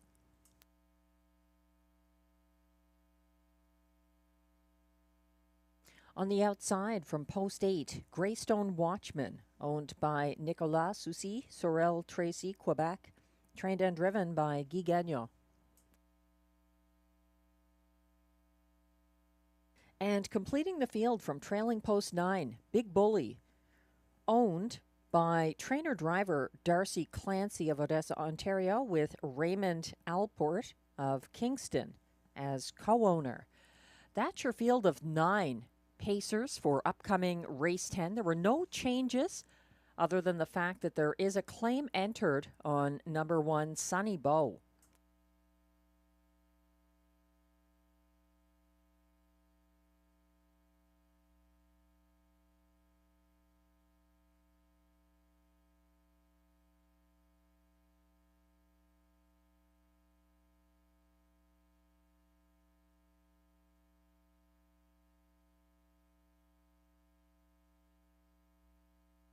Getting a look at Sunny Bow there with his favorite post position and a claim entered. As I said in my trip notes, he's a tough horse to go against. He loves a front end trip. He often does well with that approach. And Glenn Pearson has him on top of the ticket. I'm a little skeptical here that he's going to succeed with that trip against some of them in this field. I think there are some possible upset possibilities here, including the 7, my top choice, Raising Sand, who has dropped significantly since his original 19-1 odds. He's now 4-1 for Robert Shepard. He's got a tough post, but he looks like Robert Shepard's choice over Midnight Mood and Lucky Leonard. Raising Sand actually won from post 7 with a scratch to the inside on July 4th at Grand River. He's got some gate speed. He put it to use early that mile, sitting the pocket behind Jitterbug Flip past the quarter.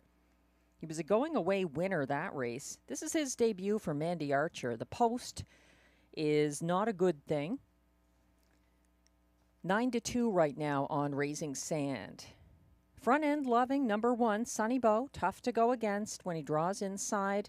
He's a likely pace setter. He wired July 20th for Stéphane Pouliot, and he's got a bit of a class hike here. He's 3-1 right now. The 8, Greystone Watchman, figures in the tickets for both Glenn and myself. He's 5-2 co-favorite despite that tough post position. He has got class relief. He's reunited with Guy Gagnon.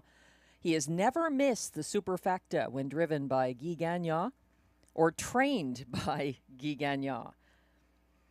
Greystone Watchman led to the quarter at Georgian Downs on July 20th, pocketed up behind the new leader, Phone 911, past that point, then dropped through the field on the final turn. That's my concern. I don't know why that happened.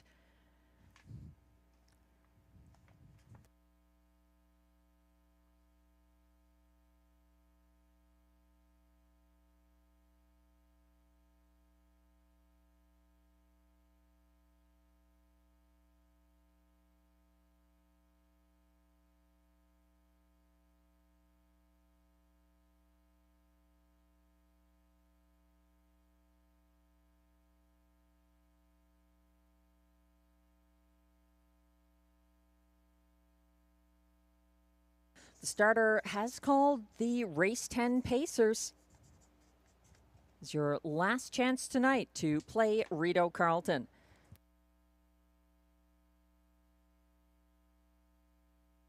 We appreciate the wagering support and hope to see you again on Sunday. The race 10 Pacers going behind the gate begin with the 1, Sonny Bow, with a claim entered. He's driven by Stefan Pouliot. 2 is Gascoigne Sunday for Ryan Guy. 3, Perfect Rolo, Sylvain Lacaille. 4, Silverado, Jason Gilchrist. 5, Midnight Mood, Marie-Claude Auger. 6, Lucky Leonard, Pascal Berube. 7, Raising Sand, Robert Shepard. 8, Greystone Watchman, Guy Gagnon. The trailer is 9, Big Bully for Darcy Clancy. They're on the backstretch.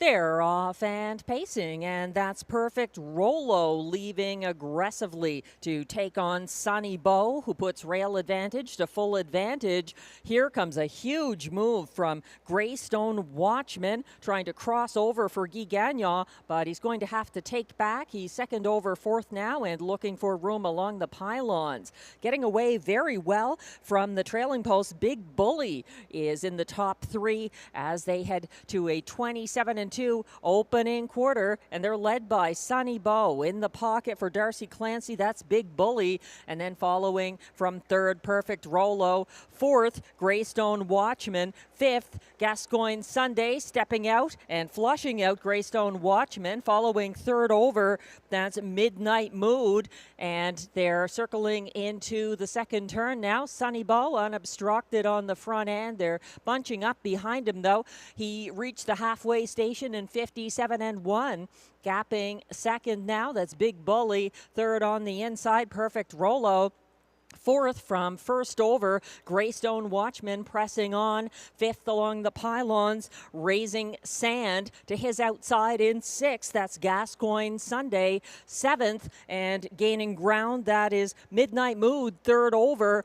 3 wide now from the back of the field. That's Midnight Mood coming on and trying to go 4 wide. Silverado at the back. It's going to be tough for Lucky Leonard to get anything going. 1:25-3 to 3/4, and it's shaping up for another battle down the stretch with Sonny Bow on the inside and Greystone Watchman up to the sulky wheel for Guy Gagnon. Looks to be between these two. Sonny Bow, Guy Gagnon, putting Greystone Watchman to work and getting a 4th straight win of the card. Finishing second, Sonny Bow looked like Raising Sand up for show. 155 flat.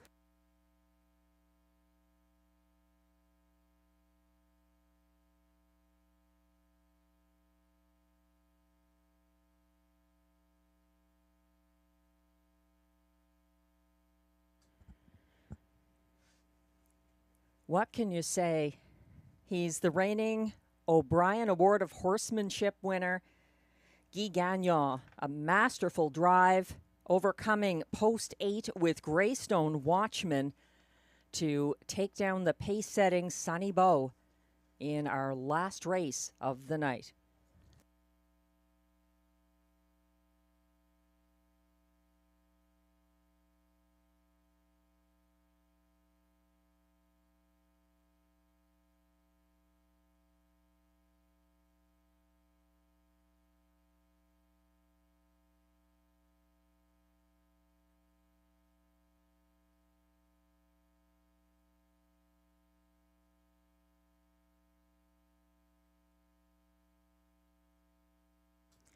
The unofficial top 5 order of finish is now displayed. Going off at final odds of 2-1, number 8, Greystone Watchman for Guy Gagnon, the race winner. 7-5 favorite, number 1, Sonny Bow, a game second. 7, Raising Sand, closed for show. Ahead of 5, Midnight Mood, fourth. And the 3, Perfect Rolo, completes the high 5. 8-1-7-5-3, the unofficial top 5 order of finish in race 10. Please hold all tickets.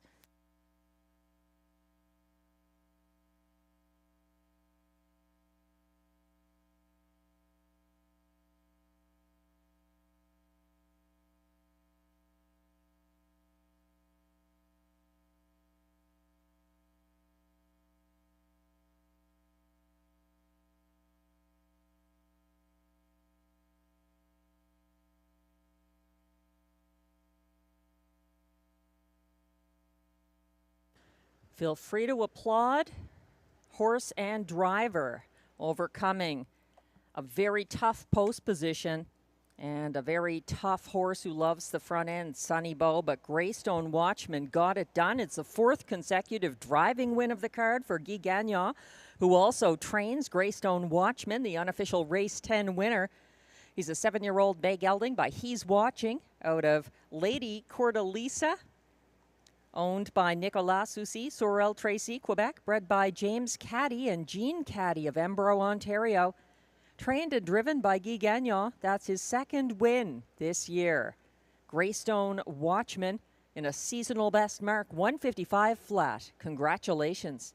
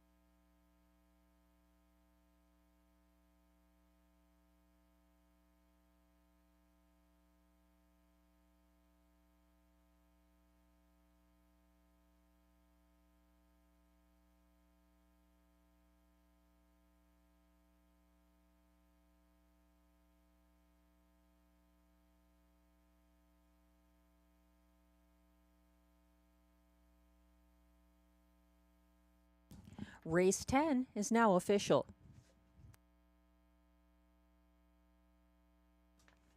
Prices are posted for race 10, where number 8, Greystone Watchman, returns $6 even for the win. The $2.81 exactor pays $16. The late pick 3, $1 ticket, 6 with 4 with 8, 3 of 3, $34.60. $452.60 if you had the $1 late pick 4, 3 with 6 with 4 with 8 for that successful 4 of 4, pick 4. 5 of 5 in the 20-cent pick 5, $399.07 for the 3. We'll get back to that. The $1 triactor 817, 55, 65, $18.90 for the $2 late double 4.8.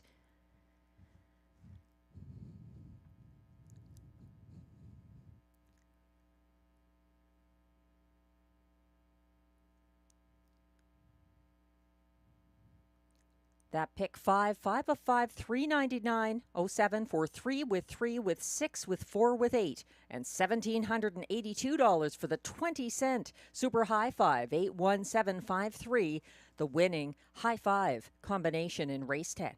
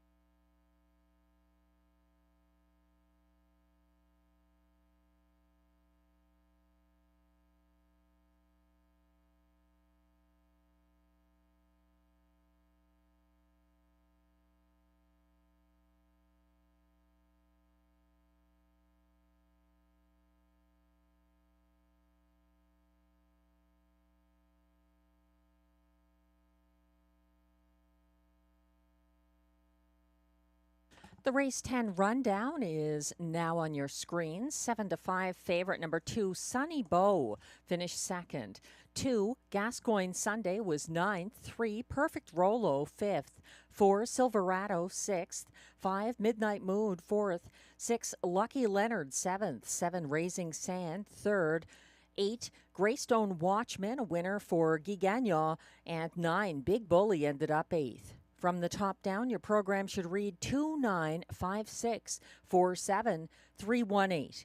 The fractions 27 and 2, 57 and 1, 125 and 3, 155 flat, a seasonal best for Greystone Watchman.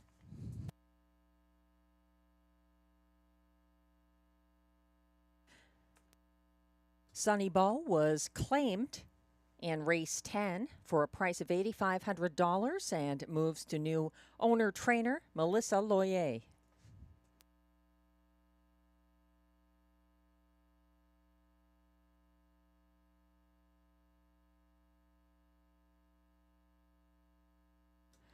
And that concludes our Wednesday night card at Rideau Carleton.